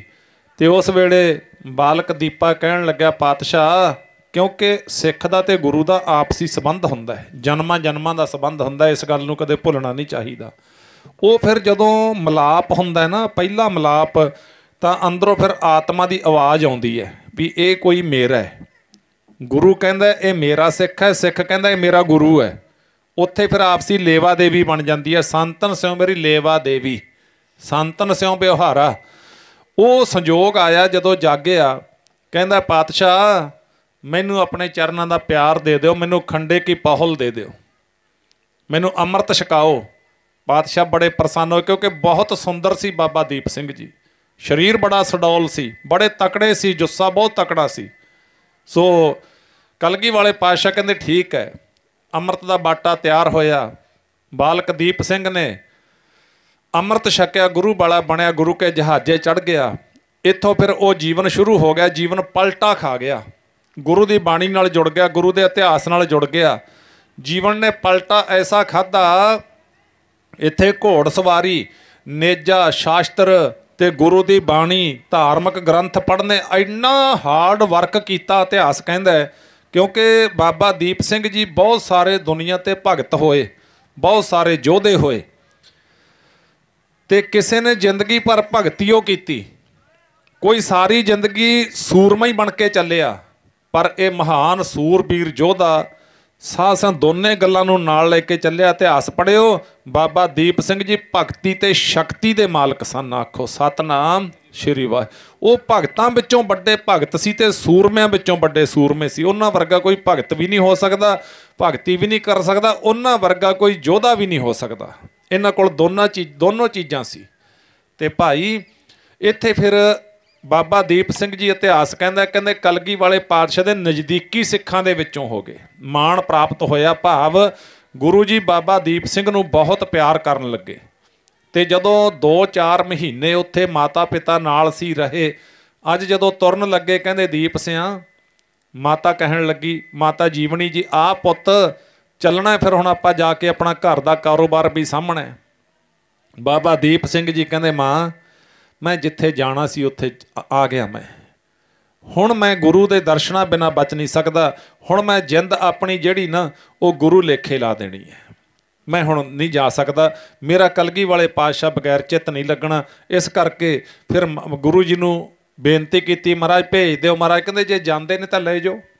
ਕਹਿੰਦੇ ਕਿਉਂ ਦੀਪ ਸਿੰਘ? ਕਹਿੰਦੇ ਨਹੀਂ ਮਹਾਰਾਜ ਮੈਂ ਜਾਣਾ ਨਹੀਂ, ਮੈਂ ਤੁਹਾਡੇ ਚਰਨਾਂ ਵਿੱਚ ਰਹਿਣਾ। ਐਸੇ ਬਹੁਤ ਗੁਰਸਿੱਖ ਹੋਏ ਨੇ ਜਿਹੜੇ ਸਾਸਾਂ ਸਦਾ ਵਾਸਤੇ ਗੁਰੂ ਦੇ ਹੋ ਗਏ। ਇੱਕੋ ਪਰਿਵਾਰ ਦੇ 52 ਜੀ ਗੁਰੂ ਤੋਂ ਨਿਸ਼ਾਵਰ ਹੋ ਗਏ, ਜਿਨ੍ਹਾਂ ਨੂੰ ਪਿਆਰ ਲੱਗ ਗਿਆ, ਜਿਨ੍ਹਾਂ ਨੂੰ ਵਿਰਾਗ ਲੱਗ ਗਿਆ, ਜਿਨ੍ਹਾਂ ਨੂੰ ਸ਼ੌਂਕ ਲੱਗ ਗਿਆ। ਇੱਕੋ ਹੀ ਪਰਿਵਾਰ ਦੇ 52 ਜੀ। ਤੇ ਭਾਈ ਮਨੀ ਸਿੰਘ ਹੋਰਾਂ ਦੇ। ਤੇ ਫਿਰ ਇੱਥੋਂ ਮਾਤਾ ਪਿਤਾ ਘਰ ਨੂੰ ਆ ਗਏ। ਬਾਬਾ ਦੀਪ ਸਿੰਘ ਦੀਆਂ ਉਹ ਕਮਾਈਆਂ ਕੋਈ ਗੁੱਝੀਆਂ ਛੁਪੀਆਂ ਨਹੀਂ ਹੈਗੀਆਂ, ਜਿੱਥੇ ਵੇਦਾਂ ਸ਼ਾਸਤਰਾਂ ਦਾ ਗਿਆਨ ਪੜ੍ਹਨਾ ਤੇ ਸਾਧ ਸੰਗਤ, ਜਿੱਥੇ ਘੋੜ ਸਵਾਰੀ, ਨੇਜਾ ਚਲਾਉਣਾ, ਤੀਰ ਅੰਦਾਜ਼ੀ, ਤਲਵਾਰ ਕਿਰਪਾਨ ਚਲਾਉਣੀ, ਉਹ ਬਾਬਾ ਦੀਪ ਸਿੰਘ ਜੀ ਵਰਗਾ ਹੋਰ ਨਹੀਂ ਸੀ ਕੋਈ। ਇੱਥੋਂ ਫਿਰ ਲੰਮਾ ਸਮਾਂ ਸੇਵਾ ਕਰਕੇ ਬਾਬਾ ਦੀਪ ਸਿੰਘ ਜੀ ਸਾਬੋ ਕੀ ਤਲਵੰਡੀ ਆ ਜਾਂਦੇ ਨੇ। ਕਲਗੀ ਵਾਲੇ ਪਾਤਸ਼ਾਹ ਉਹ ਸਾਰੀਆਂ ਖੇਡਾਂ ਵਰਤਾ ਕੇ ਖਿਦਰਾਣੇ ਦੀ ਢਾਬ ਤੋਂ ਜਦੋਂ ਦਮਦਮਾ ਸਾਹਿਬ ਗੁਰੂ ਕੀ ਕਾਂਸ਼ੀ ਪਹੁੰਚਦੇ ਨੇ, ਉੱਥੇ ਬਾਬਾ ਦੀਪ ਸਿੰਘ ਜੀ ਸੇਵਾ ਕਰ ਰਹੇ ਨੇ। ਭਾਈ ਡੱਲ ਚੌਧਰੀ ਦਾ ਮਿਲਾਪ ਹੁੰਦਾ ਪਾਤਸ਼ਾਹ ਨੂੰ। ਤੇ ਇੱਥੇ ਫਿਰ ਜਦੋਂ ਪਾਤਸ਼ਾਹ ਨੇ ਕਮਰ ਕਸਾ ਖੋਲ੍ਹਿਆ ਸਾਬੋ ਕੀ ਤਲਵੰਡੀ, ਕਮਰ ਕਸਾ ਖੋਲ੍ਹਣ ਤੋਂ ਬਾਅਦ ਪਾਤਸ਼ਾਹ ਨੇ ਇੱਥੇ 9 ਮਹੀਨਿਆਂ ਤੋਂ ਉੱਪਰ ਸਮਾਂ ਗੁਜ਼ਾਰਿਆ। ਉਸ ਵੇਲੇ ਸੰਗਤ ਨੇ ਆਖਿਆ ਸੱਚੇ ਪਾਤਸ਼ਾਹ ਬਹੁਤ ਸਮਾਂ ਪਹਿਲਾਂ ਬੇਨਤੀ ਕੀਤੀ ਸੀ। ਮਹਾਰਾਜ ਕਹਿੰਦੇ ਕਿਹੜੀ ਬੇਨਤੀ? ਮਹਾਰਾਜ ਗੁਰਬਾਣੀ ਜੋ ਹੈ ਨਾ, ਅਰਥਾਂ ਸਮੇਤ ਸਾਨੂੰ ਸਰਵਣ ਕਰਾਓ। ਅਸੀਂ ਗੁਰਬਾਣੀ ਪੜ੍ਹਦੇ ਹਾਂ ਪਰ ਗੁਰਬਾਣੀ ਪੜ੍ਹ ਕੇ ਓਨਾ ਜਿੰਨਾ ਲਾਭ ਹੋਣਾ ਚਾਹੀਦਾ ਸਾਨੂੰ ਓਨਾ ਨਹੀਂ ਹੁੰਦਾ। ਕਿਰਪਾ ਕਰਕੇ ਅਰਥਾਂ ਸਮੇਤ ਆਪ ਜੀ ਦੇ ਮੁਖਾਰਬਿੰਦ ਤੋਂ ਅਸੀਂ ਗੁਰਬਾਣੀ ਸੁਣਨਾ ਚਾਹੁੰਦੇ ਹਾਂ। ਇਤਿਹਾਸ ਬੜਾ ਲੰਮਾ ਹੈ, ਪਰ ਉੱਥੇ ਪਾਤਸ਼ਾਹ ਨੇ ਫਿਰ ਸਿੰਘਾਂ ਨੂੰ ਆਖਿਆ ਵੀ ਜਾਓ ਧੀਰਮੱਲ ਦੇ ਕੋਲ ਗੁਰੂ ਗ੍ਰੰਥ ਸਾਹਿਬ ਦੇ ਸਰੂਪ ਨੇ ਲੈ ਕੇ ਆਓ। ਸਿੰਘਾਂ ਨੇ ਜਾਣਾ, ਧੀਰਮੱਲ ਨੇ ਜਵਾਬ ਦੇ ਜਾਣਾ। ਈਰਖਾ ਸੀ ਅੰਦਰ, ਕਹਿੰਦਾ ਜੇ ਪੂਰਾ ਗੁਰੂ ਹੈ ਤਾਂ ਫਿਰ ਆਪਣੇ ਮੁਖਾਰਬਿੰਦ ਤੋਂ ਨਵੇਂ ਗੁਰੂ ਗ੍ਰੰਥ ਸਾਹਿਬ ਤਿਆਰ ਕਰ ਲੈਣ, ਗੁਰੂ ਤਾਂ ਮੈਂ ਆ। ਉਹ ਝੂਠਾ ਦਾਅਵਾ ਕਰੀ ਜਾਂਦਾ ਸੀ। ਤਾਂ ਉੱਥੋਂ ਫਿਰ ਸਿੰਘਾਂ ਨੇ ਆ ਕੇ ਮਹਾਰਾਜ ਨੂੰ ਉਸੇ ਤਰ੍ਹਾਂ ਬੇਨਤੀ ਕਰ ਦਿੱਤੀ, ਸੱਚੇ ਪਾਤਸ਼ਾਹ ਧੀਰਮੱਲ ਤਾਂ ਇਉਂ ਆਖਦਾ ਵੀ ਜੇ 10ਵੇਂ ਗੁਰੂ ਨਾਨਕ ਨੇ ਤੇ ਫਿਰ ਜੇ ਉਹੀ ਜੋਤ ਨੇ ਤਾਂ ਫਿਰ ਗੁਰੂ ਨਾਨਕ ਦੇਵ ਸਾਹਿਬ ਦੀ ਬਾਣੀ ਤੇ 5ਵੇਂ ਪਾਤਸ਼ਾਹ ਤੱਕ ਹੋਰ ਸਾਰੀ ਬਾਣੀ ਜੋ ਹੈ ਫਿਰ ਉਹ ਆਪ ਉਚਾਰ ਲੈਣ। ਕਲਗੀ ਵਾਲੇ ਪਾਤਸ਼ਾਹ ਕਹਿੰਦੇ ਅੱਛਾ ਇੰਨਾ ਹੰਕਾਰ ਇੰਨਾ ਮਾਣ ਕਰਦਾ ਧੀਰਮੱਲ? ਕਹਿੰਦੇ ਹਾਂ ਮਹਾਰਾਜ। ਕਹਿੰਦੇ ਉਹਨੂੰ ਹੰਕਾਰ ਹੋ ਗਿਆ, ਉਹਨੂੰ ਮਾਣ ਹੋ ਗਿਆ। ਸੱਚ ਜਾਣੋ, ਗੁਰੂ ਨੂੰ ਸਿੱਖ ਦੇ ਵਿੱਚ ਜਿਹੜੀ ਕੋਈ ਵੀਕਨੈਸ ਹੁੰਦੀ ਹੈ, ਔਗਣ ਹੁੰਦਾ, ਬੁਰਾਈ ਹੁੰਦੀ ਹੈ, ਗੁਰੂ ਨੂੰ ਨਹੀਂ ਭਾਉਂਦੀ। ਪਰ ਸਭ ਤੋਂ ਵੱਡੇ ਬਚਨ ਲਿਖੇ ਨੇ ਮਹਾਰਾਜ ਨੇ ਬਾਣੀ ਵਿੱਚ। ਕਹਿੰਦੇ ਮੈਨੂੰ ਹੋਰ ਸਾਰਾ ਕੁਝ ਭਾ ਜਾਂਦਾ, ਮੈਂ ਗਲਤੀ ਮਾਫ ਕਰ ਦਿੰਦਾ। ਮਹਾਰਾਜ ਕਹਿੰਦੇ ਇੱਕ ਚੀਜ਼ ਕਹਿੰਦੇ ਸਿੱਖਾ ਮੈਨੂੰ ਨਹੀਂ ਤੇਰੀ ਭਾਉਂਦੀ। ਉਹ ਕਿਹੜੀ? ਸੁਣੋ ਪ੍ਰੇਮ ਨਾਲ। ਤੇਰਾ ਮਾਣ ਨਾ ਗੁਰਾਂ ਨੂੰ ਭਾਵੇ ਪਿਆਰਿਆ, ਤੇਰਾ ਮਾਣ ਨਾ ਗੁਰਾਂ ਨੂੰ ਭਾਵੇ ਪਿਆਰਿਆ, ਤੇਰਾ ਮਾਣ ਨਾ ਗੁਰਾਂ ਨੂੰ ਭਾਵੇ ਪਿਆਰਿਆ, ਤੇਰਾ ਮਾਣ ਨਾ ਗੁਰਾਂ ਨੂੰ ਭਾਵੇ ਪਿਆਰਿਆ, ਤੇਰਾ ਮਾਣ ਨਾ ਗੁਰਾਂ ਨੂੰ ਭਾਵੇ ਪਿਆਰਿਆ, ਤੇਰਾ ਮਾਣ ਨਾ ਗੁਰਾਂ ਨੂੰ ਭਾਵੇ ਪਿਆਰਿਆ, ਤੇਰਾ ਮਾਣ ਤੇਰਾ ਮਾਣ ਨਾ ਗੁਰਾਂ ਨੂੰ ਚੰਗਾ ਲੱਗਦਾ, ਤੇਰਾ ਮਾਣ ਨਾ ਗੁਰਾਂ ਨੂੰ ਭਾਵੇ ਪਿਆਰਿਆ, ਤੇਰਾ ਮਾਣ ਨਾ ਗੁਰਾਂ ਨੂੰ ਚੰਗਾ ਲੱਗਦਾ, ਤੇਰਾ ਮਾਣ ਨਾ ਗੁਰਾਂ ਨੂੰ ਭਾਵੇ ਪਿਆਰਿਆ, ਤੇਰਾ ਮਾਣ ਨਾ ਗੁਰਾਂ ਨੂੰ ਚੰਗਾ ਲੱਗਦਾ, ਤੇਰਾ ਮਾਣ ਨਾ ਗੁਰਾਂ ਨੂੰ ਭਾਵੇ ਪਿਆਰਿਆ, ਤੇਰਾ ਮਾਣ ਇੱਥੇ ਫਿਰ ਮਹਾਰਾਜ ਕਹਿੰਦੇ ਧੀਰਮੱਲ ਨੇ ਹੰਕਾਰ ਕੀਤਾ, ਮਾਣ ਕੀਤਾ। ਕਹਿੰਦੇ ਸਾਨੂੰ ਫਿਰ ਉਹ ਮਾਣ ਹੰਕਾਰ ਭਾਉਂਦਾ ਨਹੀਂ ਹੈ। ਮਹਾਰਾਜ ਦੇ ਬਚਨ ਸੁਣੋ। ਹਾਰ ਜੂ ਅਹੰਕਾਰ ਨਾ ਭਾਵਈ, ਵੇਦ ਕੂਕ ਸੁਣਾਵਹਿ। ਵੇਦਾਂ ਸ਼ਾਸਤਰਾਂ ਨੇ ਉੱਚੀ ਉੱਚੀ ਉਪਕਾਰ ਕੇ ਆਖਿਆ ਵੀ ਪਰਮੇਸ਼ਰ ਨੂੰ ਹੰਕਾਰ ਭਾਉਂਦਾ ਨਹੀਂ, ਪਰਮੇਸ਼ਰ ਨੂੰ ਮਾਣ ਨਹੀਂ ਭਾਉਂਦਾ। ਇੱਥੇ ਫਿਰ ਕਲਗੀ ਵਾਲੇ ਪਾਤਸ਼ਾਹ ਨੇ ਭਾਈ ਮਨੀ ਸਿੰਘ ਨੂੰ ਬੁਲਾਇਆ, ਬਾਬਾ ਦੀਪ ਸਿੰਘ ਨੂੰ ਬੁਲਾਇਆ, ਬਹੁਤ ਸਾਰੀਆਂ ਕਲਮਾਂ ਤਿਆਰ ਕੀਤੀਆਂ, ਬਹੁਤ ਸਾਰੀ ਸਿਆਹੀ ਤਿਆਰ ਕੀਤੀ, ਕੋਰੇ ਕਾਗਜ਼ ਮੰਗਵਾਏ। ਮਰਜ਼ਾਦਾ ਦੇ ਨਾਲ ਸਤਿਗੁਰੂ ਮਹਾਰਾਜ ਜੀ ਨੇ ਇੱਕ ਸੋਹਣੀ ਜਗ੍ਹਾ ਨੂੰ ਚੁਣਿਆ। ਕਿਹੜੀ ਜਗ੍ਹਾ ਨੂੰ ਚੁਣਿਆ? ਜਿੱਥੇ ਅੱਜ ਗੁਰਦੁਆਰਾ ਲਿਖਣਸਰ ਸਾਹਿਬ ਹੈ। ਜਦੋਂ ਆਪਾਂ ਸਾਬੋ ਕੀ ਤਲਵੰਡੀ ਤਖਤ ਸਾਹਿਬ ਨੂੰ ਨਮਸਕਾਰ ਕਰਨ ਜਾਂਦੇ ਹਾਂ ਨਾ, ਜਾਂਦੇ ਸਮੇਂ ਸਾਧ ਸੰਗਤ ਸੱਜੇ ਹੱਥ ਗੁਰਦੁਆਰਾ ਲਿਖਣਸਰ ਸਾਹਿਬ ਹੈ।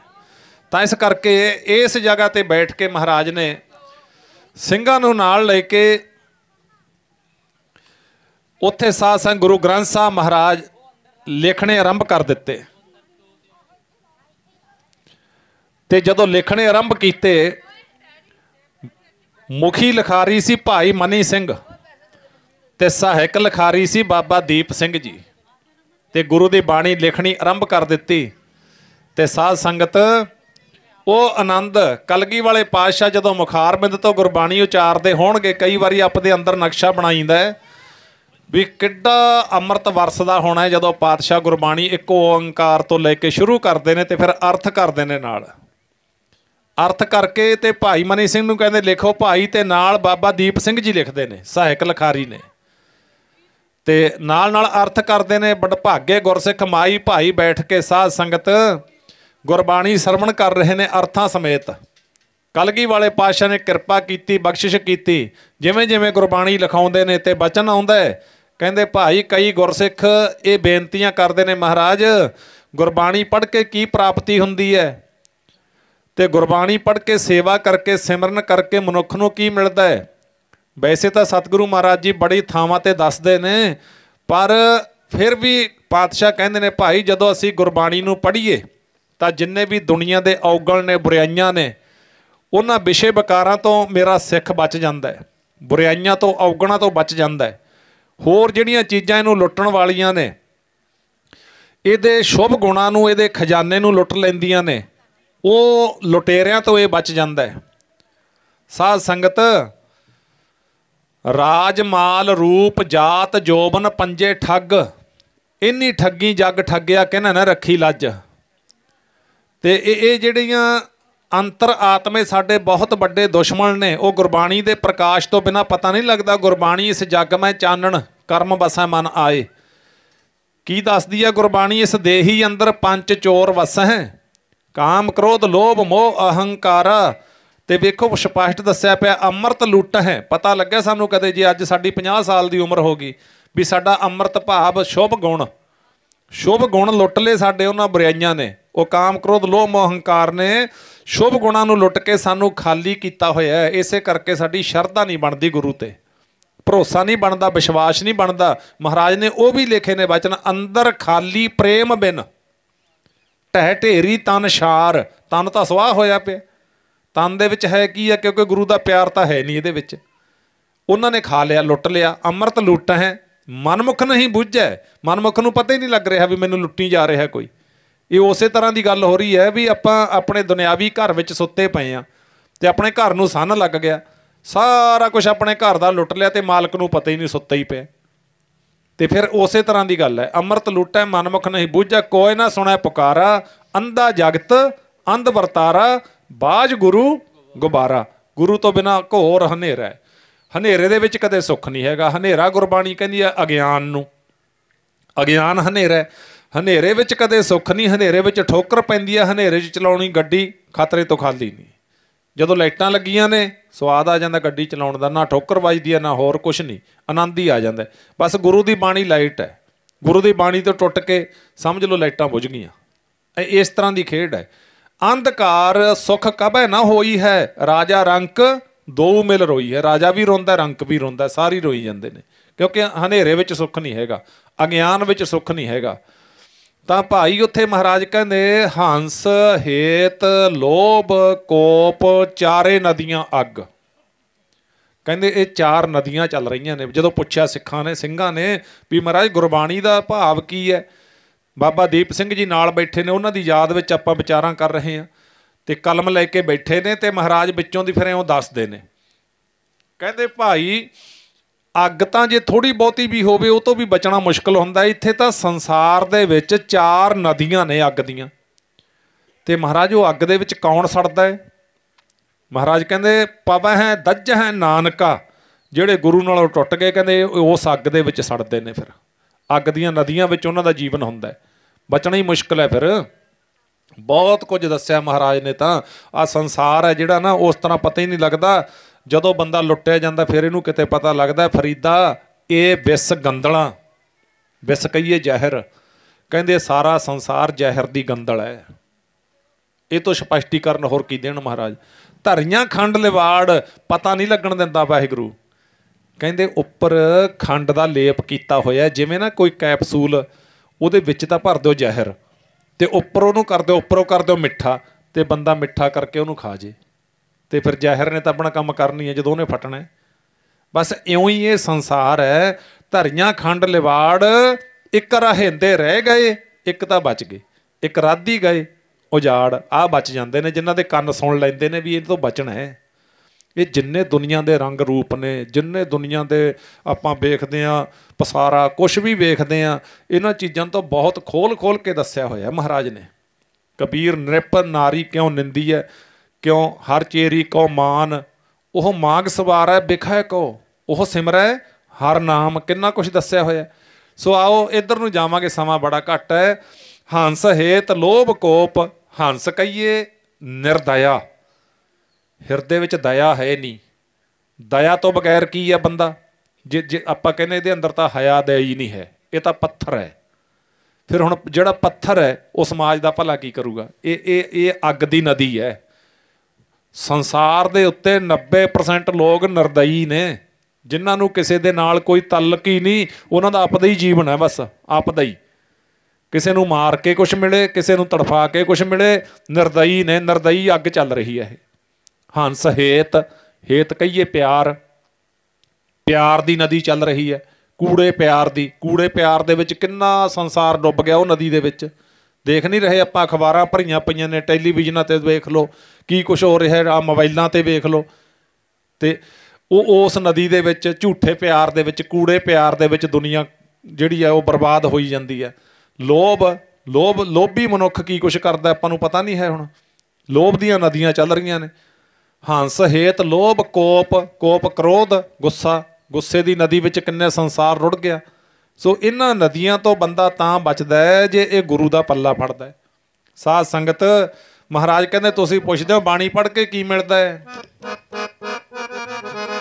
ਕਹਿੰਦੇ ਸੁਣੋ, ਭਵ ਜਲ ਤਰ ਜਾਈਂਦਾ ਸਤਿਗੁਰ ਦੀ ਬਾਣੀ ਪੜ੍ਹ ਕੇ, ਭਵ ਜਲ ਤਰ ਜਾਈਦਾ ਸਤਿਗੁਰ ਦੀ ਬਾਣੀ ਪੜ੍ਹ ਕੇ, ਤਰ ਜਾਈਦਾ ਸਤਿਗੁਰ ਦੀ ਬਾਣੀ ਪੜ੍ਹ ਕੇ, ਭਵ ਜਲ ਤਰ ਜਾਈਦਾ ਸਤਿਗੁਰ ਦੀ ਬਾਣੀ ਪੜ੍ਹ ਕੇ, ਭਵ ਜਲ ਤਰ ਜਾਈਦਾ ਸਤਿਗੁਰ ਦੀ ਬਾਣੀ ਪੜ੍ਹ ਕੇ, ਭਵ ਜਲ ਤਰ ਜਾਈਦਾ ਸਤਿਗੁਰ ਦੀ ਬਾਣੀ ਪੜ੍ਹ ਕੇ, ਭਵ ਜਲ ਤਰ ਜਾਈਦਾ ਜੀ ਸਤਿਗੁਰ ਦੀ ਬਾਣੀ ਪੜ੍ਹ ਕੇ, ਭਵ ਜਲ ਤਰ ਜਾਈਦਾ ਸਤਿਗੁਰ ਦੀ ਬਾਣੀ ਪੜ੍ਹ ਕੇ, ਤਰ ਜਾਈਦਾ ਸਤਿਗੁਰ ਦੀ ਬਾਣੀ ਪੜ੍ਹ ਕੇ, ਭਵ ਜਲ ਤਰ ਜਾਈਦਾ ਸਤਿਗੁਰ ਦੀ ਬਾਣੀ ਪੜ੍ਹ ਕੇ, ਭਵ ਜਲ ਤਰ ਜਾਈਦਾ ਸਤਿਗੁਰ ਦੀ ਬਾਣੀ ਪੜ੍ਹ ਕੇ, ਭਵ ਜਲ ਤਰ ਜਾਈਦਾ ਸਤਿਗੁਰ ਦੀ ਬਾਣੀ ਪੜ੍ਹ ਕੇ, ਸਤਿਗੁਰ ਦੀ ਬਾਣੀ ਪੜ੍ਹ ਕੇ, ਸਤਿਗੁਰ ਦੀ ਬਾਣੀ, ਸਤਿਗੁਰ ਦੀ ਬਾਣੀ ਪੜ੍ਹ ਕੇ, ਸਤਿਗੁਰ ਦੀ ਬਾਣੀ ਪੜ੍ਹ ਕੇ, ਸਤਿਗੁਰ ਦੀ ਬਾਣੀ ਪੜ੍ਹ ਕੇ, ਸਤਿਗੁਰ ਦੀ ਬਾਣੀ ਪੜ੍ਹ ਕੇ, ਸਤਿਗੁਰ ਦੀ ਬਾਣੀ ਪੜ੍ਹ ਕੇ, ਸਤਿਗੁਰ ਦੀ ਬਾਣੀ ਪੜ੍ਹ ਕੇ, ਸਤਿਗੁਰ ਦੀ ਬਾਣੀ ਪੜ੍ਹ ਕੇ, ਸਤਿਗੁਰ ਦੀ ਬਾਣੀ ਪੜ੍ਹ ਕੇ, ਸਤਿਗੁਰ ਦੀ ਬਾਣੀ ਪੜ੍ਹ ਕੇ, ਸਤਿਗੁਰ ਦੀ ਬਾਣੀ ਪੜ੍ਹ ਕੇ, ਭਵ ਜਲ ਤਰ ਜਾਈਦਾ ਸਤਿਗੁਰ ਦੀ ਬਾਣੀ ਪੜ੍ਹ ਕੇ, ਭਵ ਜਲ ਤਰ ਜਾਈਦਾ ਸਤਿਗੁਰ ਦੀ ਬਾਣੀ ਪੜ੍ਹ ਕੇ, ਭਵ ਜਲ ਤਰ ਜਾਈਦਾ ਸਤਿਗੁਰ ਦੀ ਬਾਣੀ ਪੜ੍ਹ ਕੇ, ਭਵ ਜਲ ਤਰ ਜਾਈਦਾ ਸਤਿਗੁਰ ਦੀ ਬਾਣੀ ਪੜ੍ਹ ਕੇ, ਭਵ ਜਲ ਤਰ ਜਾਈਦਾ ਸਤਿਗੁਰ ਦੀ ਬਾਣੀ ਪੜ੍ਹ ਕੇ, ਭਵ ਜਲ ਤਰ ਜਾਈਦਾ ਸਤਿਗੁਰ ਦੀ ਬਾਣੀ ਪੜ੍ਹ ਕੇ, ਤੁਰ ਕੀ ਬਾਣੀ ਆਈ,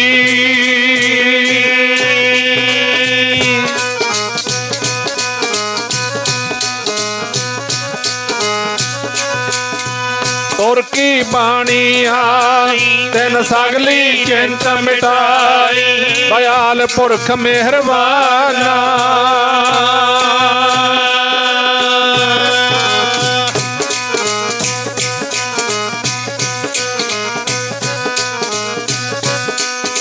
दयाल पुरख मेहरबान हर नानक साच बखाना तुर की बाणी आई। महाराज कहते तुर की बाणी विच ताकत है, मन मूर्ख अज हुनै समझत, सिख दै हारियो नीत, नानक भौजल पार परै, जो गावै प्रभ के गीता। लिखिया पिया महाराज ने, कोई गावै को सुणे हर नामा आ तुहाडे वांगू चित्त लाए। कहते हरि दे परमेश्वर दे वाहिगुरू भगवान परमात्मा दे जस नूं कोई चित्त ला के गावे, चित्त ला के सुने, कहो कबीर संसा नहीं अंत परमगत पाए। ये तो बड़ा सबूत की हो सकता है? अंत नूं कहते मुक्त होवेगा गुरु दा सिख, उवें ही होवेगा। आपां फसल बीजी है, कोई फसल बीजते आपां छमाही तमाही नमाही बीजते रहने। फसल जदों बीजी जां इत्थे शहरां विच समझण वास्ते आपां फलदार कोई बूटा लाया, घर दे विच फुੱਲਦਾਰ बूटा लाया, ਉਹਦੀ ਜਦੋਂ पूरी तरह असीं परवरिश कीती ਉਹਨੂੰ ਕਿਸੇ ਕੀੜੇ ਕੰਡੇ ਤੋਂ ਬਚਾਇਆ, ਉਹਨੂੰ ਰੇਹ ਪਾਇਆ, ਉਹਨੂੰ ਸਪਰੇਅ ਕੀਤਾ, ਮਾਲੀ ਦੀ ਦੇਖ ਰੇਖ ਦੇ ਵਿੱਚ ਉਹ ਬੂਟਾ ਅਵਸ਼ ਵੱਡਾ ਹੋ ਕੇ ਫੁੱਲ ਵੀ ਦੇਵੇਗਾ ਤੇ ਫਲ ਵੀ ਦੇਵੇਗਾ। ਜਿਹੜਾ ਜ਼ਿਮੀਂਦਾਰ ਆਪਣੀ ਫਸਲ ਨੂੰ ਚੰਗੀ ਤਰ੍ਹਾਂ ਦੇਖ ਰੇਖ ਕਰਕੇ ਪਕਾਉਂਦਾ ਹੈ, ਉਹ ਟਰਾਲੀਆਂ ਭਰ ਕੇ ਵਾਹਣ ਦੇ ਵਿੱਚੋਂ ਝੋਨੇ ਦੀਆਂ ਕੱਢਦਾ, ਨਰਮੇ ਦੀਆਂ ਕੱਢਦਾ ਹੈ ਆਪਣੇ ਘਰੋਂ।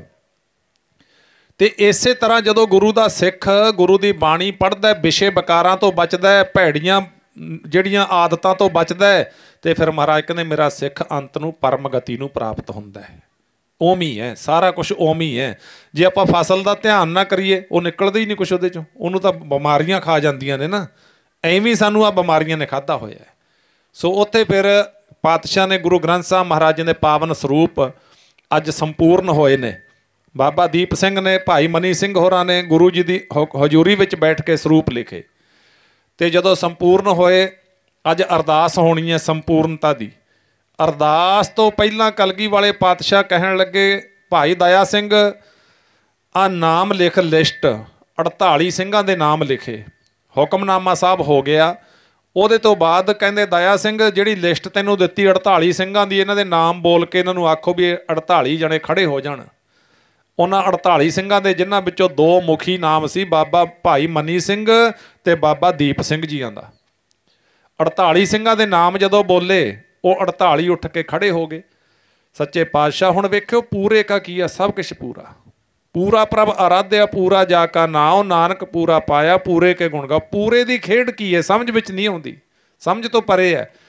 ਹੁਣ ਖਿਦਰਾਣੇ ਦੀ ਢਾਬ ਤੇ ਜਦੋਂ ਜਥੇਦਾਰ ਭਾਈ ਮਹਾ ਸਿੰਘ ਸੱਚਖੰਡ ਪਹੁੰਚ ਗਏ, 40 ਜਿਹੜੀਆਂ ਮਿਰਤਕ ਸਰੀਰ ਸੀ, ਕਲਗੀ ਵਾਲੇ ਪਾਤਸ਼ਾਹ ਨੇ ਸਿੰਘਾਂ ਤੋਂ ਇੱਕੋ ਹੀ ਚਿਖਾ ਦੇ ਵਿੱਚ ਰਖਾ ਲਏ।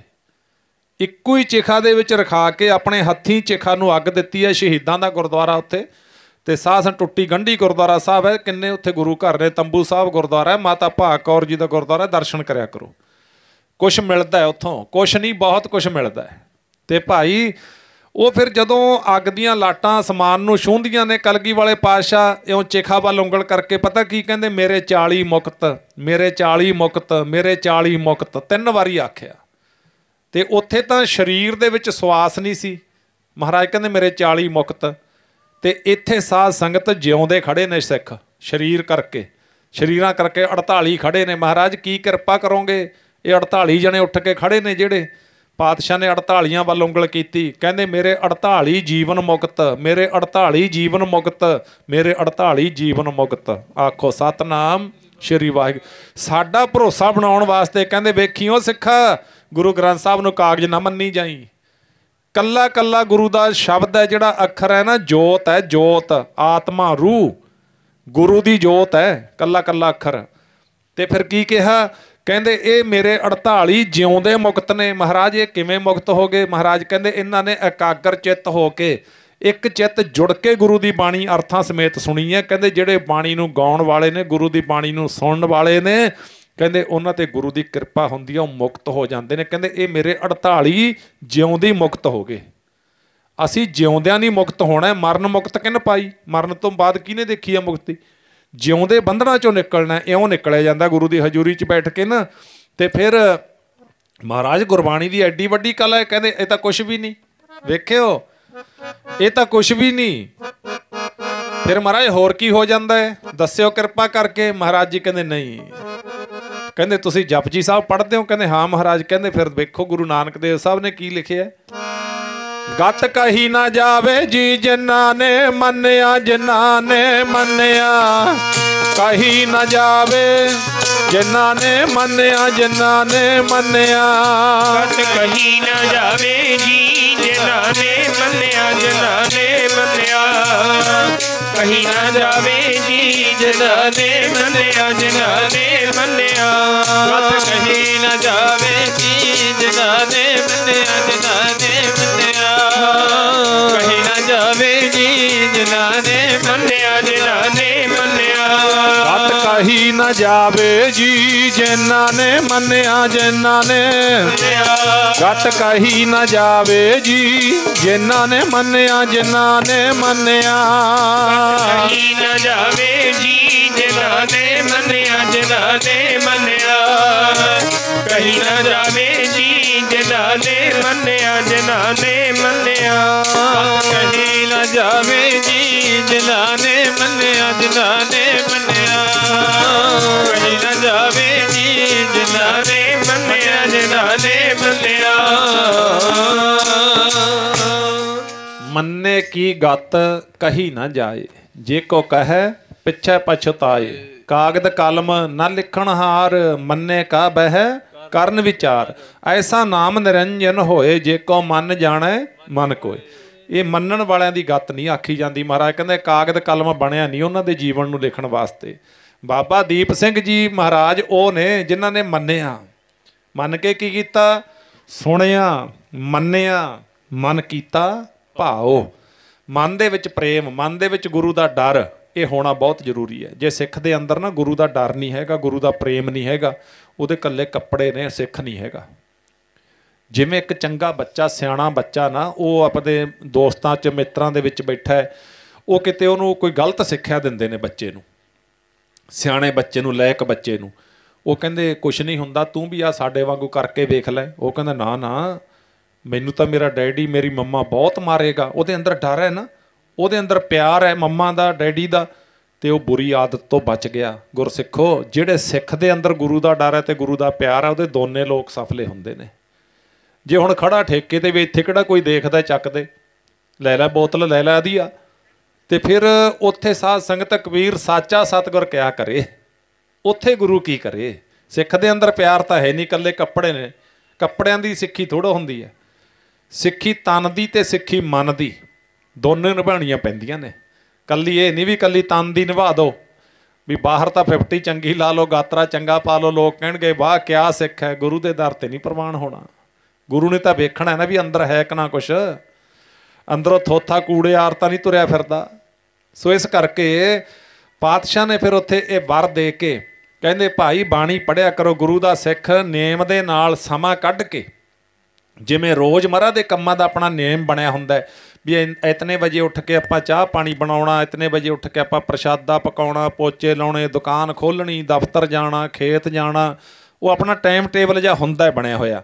ਤੇ ਗੁਰਮੁਖੋ ਇਹ ਸਾਰੇ ਟਾਈਮ ਟੇਬਲ ਤੋਂ ਪਹਿਲਾਂ ਵੀ ਅੰਮ੍ਰਿਤ ਵੇਲੇ ਉੱਠ ਕੇ ਆਪਾਂ ਇੰਨਾ ਨਿਤਨੇਮ ਕਰਨਾ, ਇੰਨੀ ਬੰਦਗੀ ਕਰਨੀ, ਤੇ ਇਸ ਤਰ੍ਹਾਂ ਦਾ ਫਿਰ ਉਹ ਟਾਈਮ ਟੇਬਲ ਜਦੋਂ ਬਣਦਾ ਫਿਰ ਕੁਛ ਜੀਵਨ ਅੱਗੇ ਤੁਰਦਾ ਹੈ। ਕੁਛ ਪੌੜੀਆਂ ਨੇ ਨਾ, ਧਰਮ ਦੇ ਰਾਹ ਦੀਆਂ ਪੌੜੀਆਂ ਨੇ।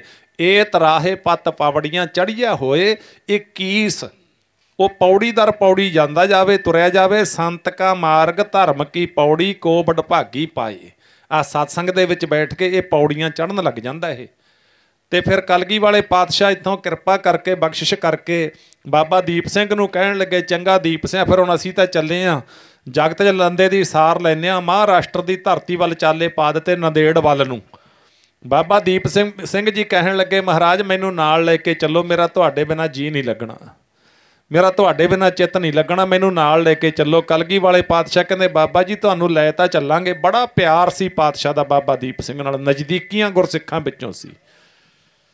ਦੀਪ ਸਿੰਘ ਤੈਨੂੰ ਲੈ ਤਾਂ ਚੱਲਦੇ, ਪਰ ਤੁਸੀਂ ਇੱਕ ਤਾਂ ਇਸ ਸਥਾਨ ਦੀ ਸੇਵਾ ਕਰਨੀ ਹੈ, ਦਮਦਮਾ ਸਾਹਿਬ, ਪਹਿਲੀ ਗੱਲ। ਦੂਜੀ ਤੁਹਾਡੀ ਬਹੁਤ ਵੱਡੀ ਸੇਵਾ ਹੈ ਪੰਥ ਦੀ, ਉਹ ਸੇਵਾ ਤੁਹਾਡੇ ਹਿੱਸੇ ਪਈ ਹੈ, ਉਹ ਤੁਸੀਂ ਕਰਨੀ ਹੈ।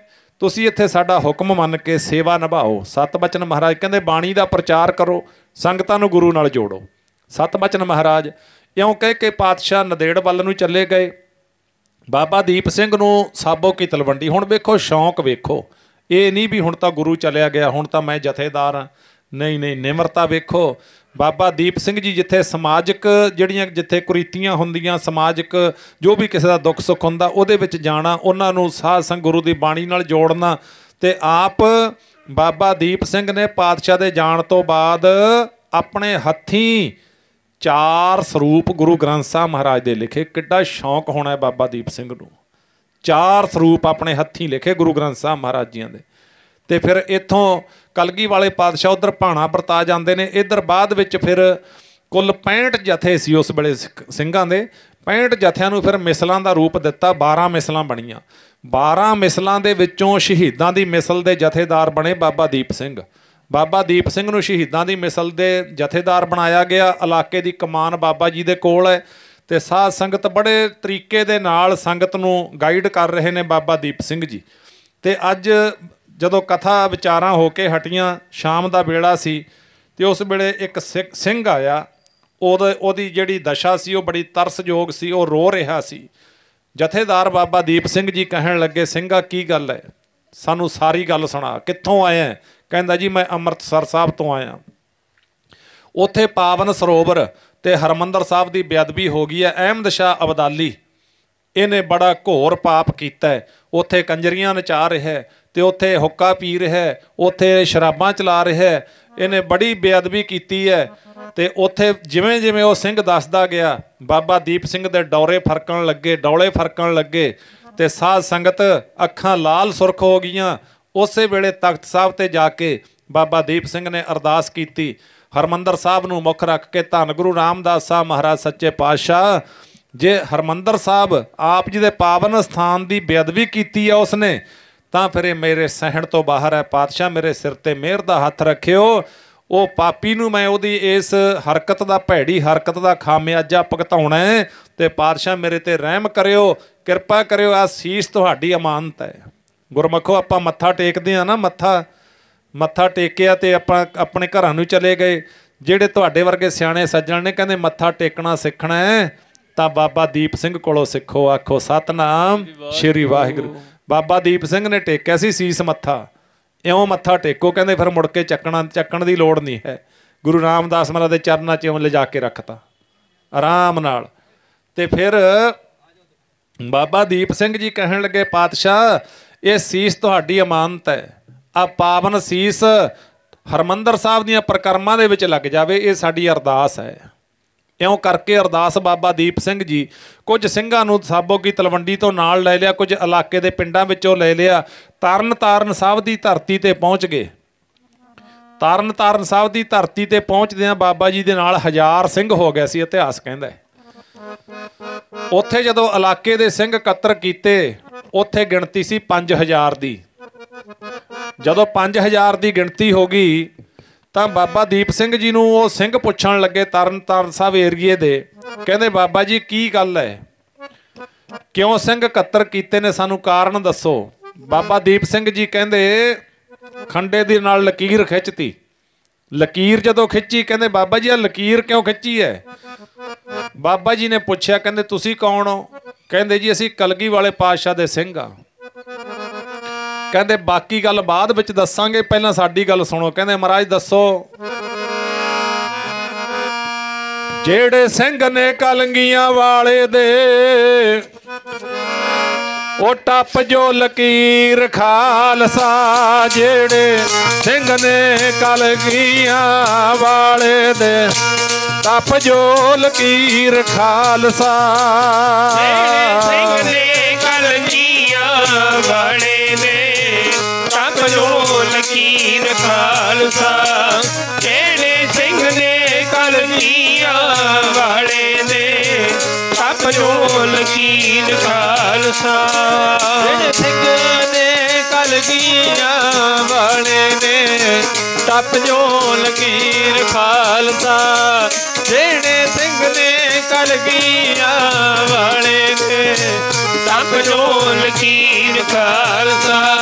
ਜਿਹੜੇ ਸਿੰਘ ਨੇ ਕਲਗੀਆਂ ਵਾਲੇ ਦੇ ਕਲਗੀਆਂ ਵਾਲੇ ਦੇ ਤਪ ਜੋ ਲਕੀਰ ਖਾਲਸਾ ਜਿਹੜੇ ਸਿੰਘ ਨੇ ਕਲਗੀਆਂ ਵਾਲੇ ਦੇ ਤਪ ਜੋ ਲਕੀਰ ਖਾਲਸਾ ਜਿਹੜੇ ਸਿੰਘ ਨੇ ਕਲਗੀਆਂ ਵਾਲੇ ਦੇ ਤਪ ਜੋ ਲਕੀਰ ਖਾਲਸਾ ਜਿਹੜੇ ਸਿੰਘ ਨੇ ਕਲਗੀਆਂ ਵਾਲੇ ਦੇ ਤਪ ਜੋ ਲਕੀਰ ਖਾਲਸਾ ਸਿੰਘ ਨੇ ਕਲਗੀਆਂ ਵਾਲੇ ਦੇ ਤਪ ਜੋ ਲਕੀਰ ਖਾਲਸਾ ਜਿਹੜੇ ਸਿੰਘ ਨੇ ਕਲਗੀਆਂ ਵਾਲੇ ਦੇ ਤਪ ਜੋ ਲਕੀਰ ਖਾਲਸਾ ਸਿੰਘ ਨੇ ਕਲਗੀਆਂ ਵਾਲੇ ਦੇ ਤਪ ਜੋ ਲਕੀਰ ਖਾਲਸਾ ਉਹ ਜਿਹੜੇ ਸਿੰਘ ਨੇ ਕਲਗੀਆਂ ਵਾਲੇ ਦੇ ਤਪ ਜੋ ਲਕੀਰ ਖਾਲਸਾ ਸਿੰਘ ਨੇ ਕਲਗੀਆਂ ਵਾਲੇ ਦੇ ਤਪ ਜੋ ਲਕੀਰ ਖਾਲਸਾ ਜਿਹੜੇ ਸਿੰਘ ਨੇ ਕਲਗੀਆਂ ਵਾਲੇ ਦੇ ਤਪ ਜੋ ਲਕੀਰ ਖਾਲਸਾ ਕਹਿੰਦੇ ਬਈ ਜਿਹੜੇ ਤੁਹਾਡੇ ਚੋਂ ਕਲਗੀ ਵਾਲੇ ਪਾਤਸ਼ਾਹ ਦੇ ਸਿੰਘ ਨੇ ਉਹ ਲਕੀਰ ਟੱਪ ਜੋ ਉਹ ਟੱਪਿਓ ਜਿਨ੍ਹਾਂ ਦੇ ਧੜਾਂ ਤੇ ਸੀਸ ਹੈ ਨਹੀਂ, ਜਿਨ੍ਹਾਂ ਨੂੰ ਬੱਚਿਆਂ ਦਾ ਮੋਹ ਹੈ, ਪਰਿਵਾਰ ਦਾ ਮੋਹ ਹੈ, ਉਹ ਵਾਪਸ ਮੁੜ ਜਿਓ, ਦੂਜਾ ਨਾ ਟੱਪਿਓ। ਮਹਾਰਾਜ ਦੱਸੋ ਕੀ ਗੱਲ ਹੈ? ਉਹ ਸੂਰਬੀਰ ਯੋਧਾ ਸੰਤ ਸਿਪਾਹੀ ਬਾਬਾ ਦੀਪ ਸਿੰਘ ਜੀ ਮਹਾਰਾਜ ਕਹਿੰਦੇ ਵੀ ਅਹਿਮਦ ਸ਼ਾਹ ਅਬਦਾਲੀ ਨੇ ਹਰਮੰਦਰ ਸਾਹਿਬ ਨੂੰ ਜਿਹੜਾ ਨਾ ਕੂੜੇ ਕਰਕਟ ਦੇ ਨਾਲ ਪੂਰ ਕੇ ਸਰੋਵਰ ਨੂੰ ਉੱਥੇ ਕੰਜਰੀਆਂ ਨਚਾ ਰਿਹਾ, ਬੇਅਦਬੀ ਕੀਤੀ ਹੈ, ਉਹਨੂੰ ਸਬਕ ਸਿਖਾਉਣਾ ਹੈ। ਇਤਿਹਾਸ ਕਹਿੰਦਾ ਵੀ 5000 ਸਿੰਘ ਹੈ ਜਿਹੜਾ ਨਾ ਉਹ ਲਕੀਰ ਟੱਪ ਗਿਆ। ਬਾਕੀ ਜਿਹੜੇ ਸੀ ਕੋਈ ਮੇਰੇ ਵਰਗੇ ਸਾਧ ਸੰਗਤ ਵੀ ਇਹਨਾਂ ਦਾ ਕੀ ਪਤਾ ਕਿਹੜੇ ਪਾਸੇ ਲੈ ਜਾਣ, ਕੀ ਹੋ ਜਾਵੇ, ਉਹ ਨਹੀਂ ਟੱਪੇ, ਉਹ ਵਾਪਸ ਮੁੜ ਗਏ। ਕਬੀਰ ਕਸੌਟੀ ਰਾਮ ਕੀ ਝੂਠਾ ਟਿਕੈ ਨਾ ਕੋਏ, ਰਾਮ ਕਸੌਟੀ ਸੋ ਸਹਿ ਜੋ ਮਾਰ ਜੀਵਾ ਹੋਏ। ਉਹ ਲੰਘ ਗਏ ਕਿਹੜੇ? ਰੱਤੇ ਸਹੀ ਜੇ ਮੁਖ ਨਾ ਮੋੜਨ, ਜਿੰਨੀ ਸੰਝਾਤਾ ਸਾਈ ਝੜ ਝੜ ਪਵਦੇ ਕੱਚੇ ਬਿਰਹੀ ਜਿੰਨਾ ਕਾਰ ਨਾ ਆਈ। ਕੱਚੇ ਮੁੜ ਗਏ ਤੇ ਪੱਕੇ ਲਕੀਰ ਟੱਪ ਗਏ। ਇੱਥੋਂ ਫਿਰ ਬਾਬਾ ਦੀਪ ਸਿੰਘ ਜੀ ਇਤਿਹਾਸ ਕਹਿੰਦਾ 5000 ਫੌਜ ਨੂੰ ਲੈ ਕੇ ਅੰਮ੍ਰਿਤਸਰ ਸਾਹਿਬ ਨੂੰ ਚਾਲੇ ਪਾ ਦਿੱਤੇ ਤਰਨ ਤਾਰਨ ਸਾਹਿਬ ਦੀ ਧਰਤੀ ਤੋਂ। ਤੇ ਜਦੋਂ ਅੰਮ੍ਰਿਤਸਰ ਸਾਹਿਬ ਤੋਂ 8 ਕੋਹ ਪਿੱਛੇ ਰਹਿ ਗਏ, ਇੱਥੇ ਦੁਸ਼ਮਣ ਨੂੰ ਖਬਰ ਹੋ ਗਈ ਵੀ ਖਾਲਸਾ ਆ ਰਿਹਾ। ਤੇ ਉੱਥੇ ਅਤਾਈ ਖਾਂ ਜਹਾਨ ਖਾਂ ਇਹ ਸੂਬੇਦਾਰ ਸੀ ਇਹਦੇ ਅਹਿਮਦ ਸ਼ਾਹ ਅਬਦਾਲੀ ਦੇ, ਇਹਨਾਂ ਨੇ ਵੀ ਆਪਣੀਆਂ ਫੌਜਾਂ ਜਿਹੜੀ ਅਸੀਂ ਮੋਰਚਾਬੰਦੀ ਦੇ ਵਿੱਚ ਤਾਇਨਾਤ ਕਰ ਦਿੱਤੀਆਂ। ਇੱਧਰੋਂ ਫਿਰ ਯੁੱਧ ਸ਼ੁਰੂ ਹੁੰਦਾ ਹੈ। ਉਹ ਮਹਾਨ ਜਰਨੈਲ ਬਾਬਾ ਦੀਪ ਸਿੰਘ ਜੀ ਜਿਨ੍ਹਾਂ ਦੀ ਯਾਦ ਵਿੱਚ ਬੈਠੇ ਆ ਤੇ ਆਪਣੇ ਯੋਧਿਆਂ ਨੂੰ ਬੋਲੇ ਸੋ ਨਿਹਾਲ ਦੇ ਜਕਾਰੇ ਛੱਡ ਕੇ ਕਹਿੰਦੇ ਵੀ ਸਿੰਘੋ ਗਗਨ ਦਮਾਮਾ ਬਾਜਿਓ,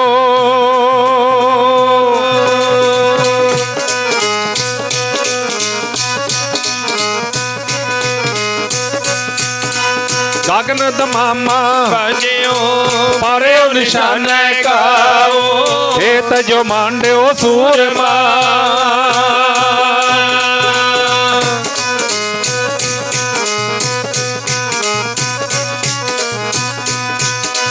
खेत जो मांडियो सूरमा अब जूझन को दाओ, सूरा सो पहचानिए।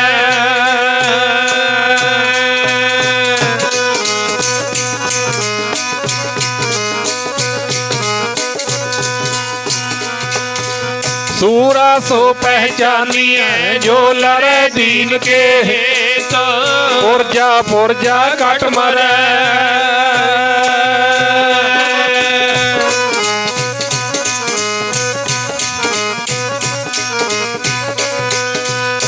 पुरजा पुरजा कट मरे,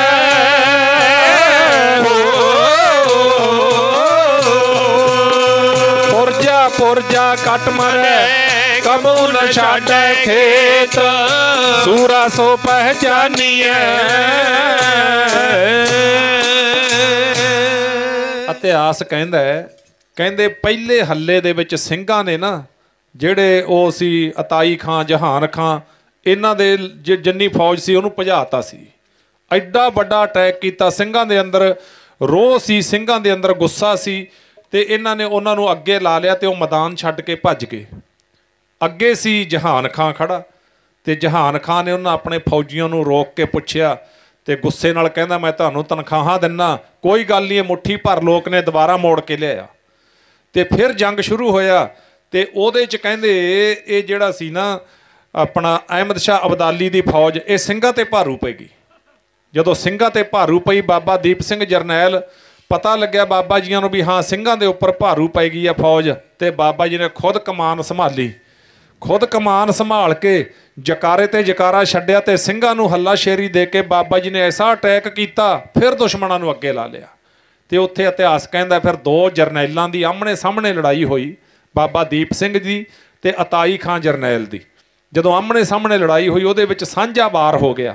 ਸਾਂਝੇ ਵਾਰ ਦਾ ਭਾਵ ਹੁੰਦਾ ਹੈ ਅਤਾਈ ਖਾਂ ਦੀ ਕਿਰਪਾਨ ਬਾਬਾ ਜੀ ਦੀ ਗਰਦਨ ਨੂੰ ਲੱਗ ਗਈ ਤੇ ਬਾਬਾ ਜੀ ਦਾ ਖੰਡਾ ਅਤਾਈ ਖਾਂ ਦੀ ਗਰਦਨ ਨੂੰ, ਉਹਦੀ ਵੀ ਗਰਦਨ ਜਿਹੜੀ ਸੀ ਸਰੀਰ ਤੋਂ ਅੱਡ ਹੋ ਗਈ ਧੜ ਤੋਂ, ਤੇ ਬਾਬਾ ਦੀਪ ਸਿੰਘ ਜੀ ਦਾ ਸੀਸ ਵੀ ਜਿਹੜਾ ਸੀ ਧੜ ਤੋਂ ਲੱਥ ਗਿਆ। ਤੇ ਉਸ ਵੇਲੇ ਸਾਰਾ ਜਿਹੜੇ ਜੰਗ ਸੀ ਉਹ ਰੁਕ ਗਿਆ। ਜਦੋਂ ਜੰਗ ਰੁਕਿਆ, ਕਿਉਂਕਿ ਜਦੋਂ ਜਰਨੈਲ ਕੋਈ ਚੜ੍ਹਾਈ ਕਰਦਾ ਸੀ ਜੰਗ ਆਪਣੇ ਆਪ ਹੀ ਠੰਡਾ ਪੈ ਜਾਂਦਾ ਸੀ। ਤੇ ਭਾਈ ਉਹ ਮਹਾਨ ਜਰਨੈਲ ਦਾ ਸੀਸ ਤੇ ਕੋਲ ਖੜੇ ਸਿੰਘ ਨੇ ਆਖਿਆ, ਕਹਿੰਦੇ ਬਾਬਾ ਜੀ ਅਰਦਾਸ ਹਰਮੰਦਰ ਸਾਹਿਬ ਦੀ ਹੈ, ਸੀਸ ਪ੍ਰਕਰਮਾਂ ਵਿੱਚ ਲੱਗ ਜਾਵੇ, ਅਜੇ ਹਰਮੰਦਰ ਦੂਰ ਹੈ। ਤੇ ਪਿਆਰ ਵਾਲਿਓ ਉਹ ਮਹਾਨ ਜਰਨੈਲ ਨੇ ਝੁਕਿਆ ਤੇ ਝੁਕ ਕੇ ਖੱਬੇ ਹੱਥ ਦੀ ਤਲੀ ਤੇ ਸੀਸ ਰੱਖਿਆ। ਕੱਲਾ ਲਿਖਿਆ ਨਹੀਂ, ਕਰਕੇ ਵਿਖਾਇਆ ਕੀ,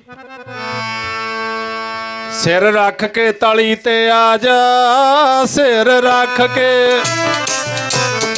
ਤਲੀ ਤੇ ਆ ਜਾ, ਲੰਘਣਾ ਜੇ ਪ੍ਰੇਮ ਦੀ ਗਲੀ ਪਿਆਰਿਆ, ਪਿਆਰਿਆ ਲੰਘਣਾ ਜੇ ਪ੍ਰੇਮ ਦੀ ਗਲੀ, ਸਿਰ ਰੱਖ ਕੇ ਤਲੀ ਤੇ ਆ ਜਾ, ਸਿਰ ਰੱਖ ਕੇ ਤਲੀ ਤੇ ਆ ਜਾ, ਲੰਘਣਾ ਜੇ ਪ੍ਰੇਮ ਦੀ ਗਲੀ ਪਿਆਰਿਆ, ਪਿਆਰਿਆ ਪ੍ਰੇਮ ਦੀ ਗਲੀ, ਸਿਰ ਰੱਖ ਕੇ ਤਲੀ ਤੇ ਆ ਜਾ, ਸਿਰ ਰੱਖ ਕੇ ਤਲੀ ਤੇ ਆ ਜਾ, ਲੰਘਣਾ ਜੇ ਪ੍ਰੇਮ ਦੀ ਗਲੀ ਪਿਆਰਿਆ, ਪਿਆਰਿਆ ਲੰਘਣਾ ਜੇ ਪ੍ਰੇਮ ਦੀ ਗਲੀ, ਸਿਰ ਰੱਖ ਕੇ ਤਲੀ ਤੇ ਆ ਜਾ, ਸਿਰ ਰੱਖ ਕੇ ਤਲੀ ਤੇ ਆ ਜਾ, ਲੰਘਣਾ ਜੇ ਪ੍ਰੇਮ ਦੀ ਗਲੀ ਪਿਆਰਿਆ, ਲੰਘਣਾ ਜੇ ਪ੍ਰੇਮ ਦੀ ਗਲੀ, ਸਿਰ ਰੱਖ ਕੇ ਤਲੀ ਤੇ ਆ ਜਾ, ਸਿਰ ਰੱਖ ਕੇ ਤਲੀ ਤੇ ਆ ਜਾ, ਸਿਰ ਰੱਖ ਕੇ ਤਲੀ ਤੇ ਆ ਜਾ, ਰੱਖ ਤਲੀ ਤੇ ਆ ਜਾ, ਸਿਰ ਰੱਖ ਕੇ ਤਲੀ ਤੇ ਆ ਜਾ, ਸਿਰ ਰੱਖ ਕੇ ਤਲੀ ਤੇ ਆ ਜਾ, ਲੰਘਣਾ ਜੇ ਪ੍ਰੇਮ ਦੀ ਗਲੀ ਪਿਆਰਿਆ, ਪਿਆਰਿਆ ਲੰਘਣਾ ਜੇ ਪ੍ਰੇਮ ਦੀ ਗਲੀ, ਸਿਰ ਰੱਖ ਕੇ ਤਲੀ ਤੇ ਆ ਜਾ, ਸਿਰ ਰੱਖ ਕੇ ਤਲੀ ਤੇ ਆ ਜਾ, ਲੰਘਣਾ ਜੇ ਪ੍ਰੇਮ ਦੀ ਗਲੀ ਪਿਆਰਿਆ, ਪਿਆਰਿਆ ਲੰਘਣਾ ਜੇ ਪ੍ਰੇਮ ਦੀ ਗਲੀ, ਸਿਰ ਰੱਖ ਕੇ ਜੋ ਤੋ ਪ੍ਰੇਮ ਖੇਲਣ ਕਾ ਚਾਓ।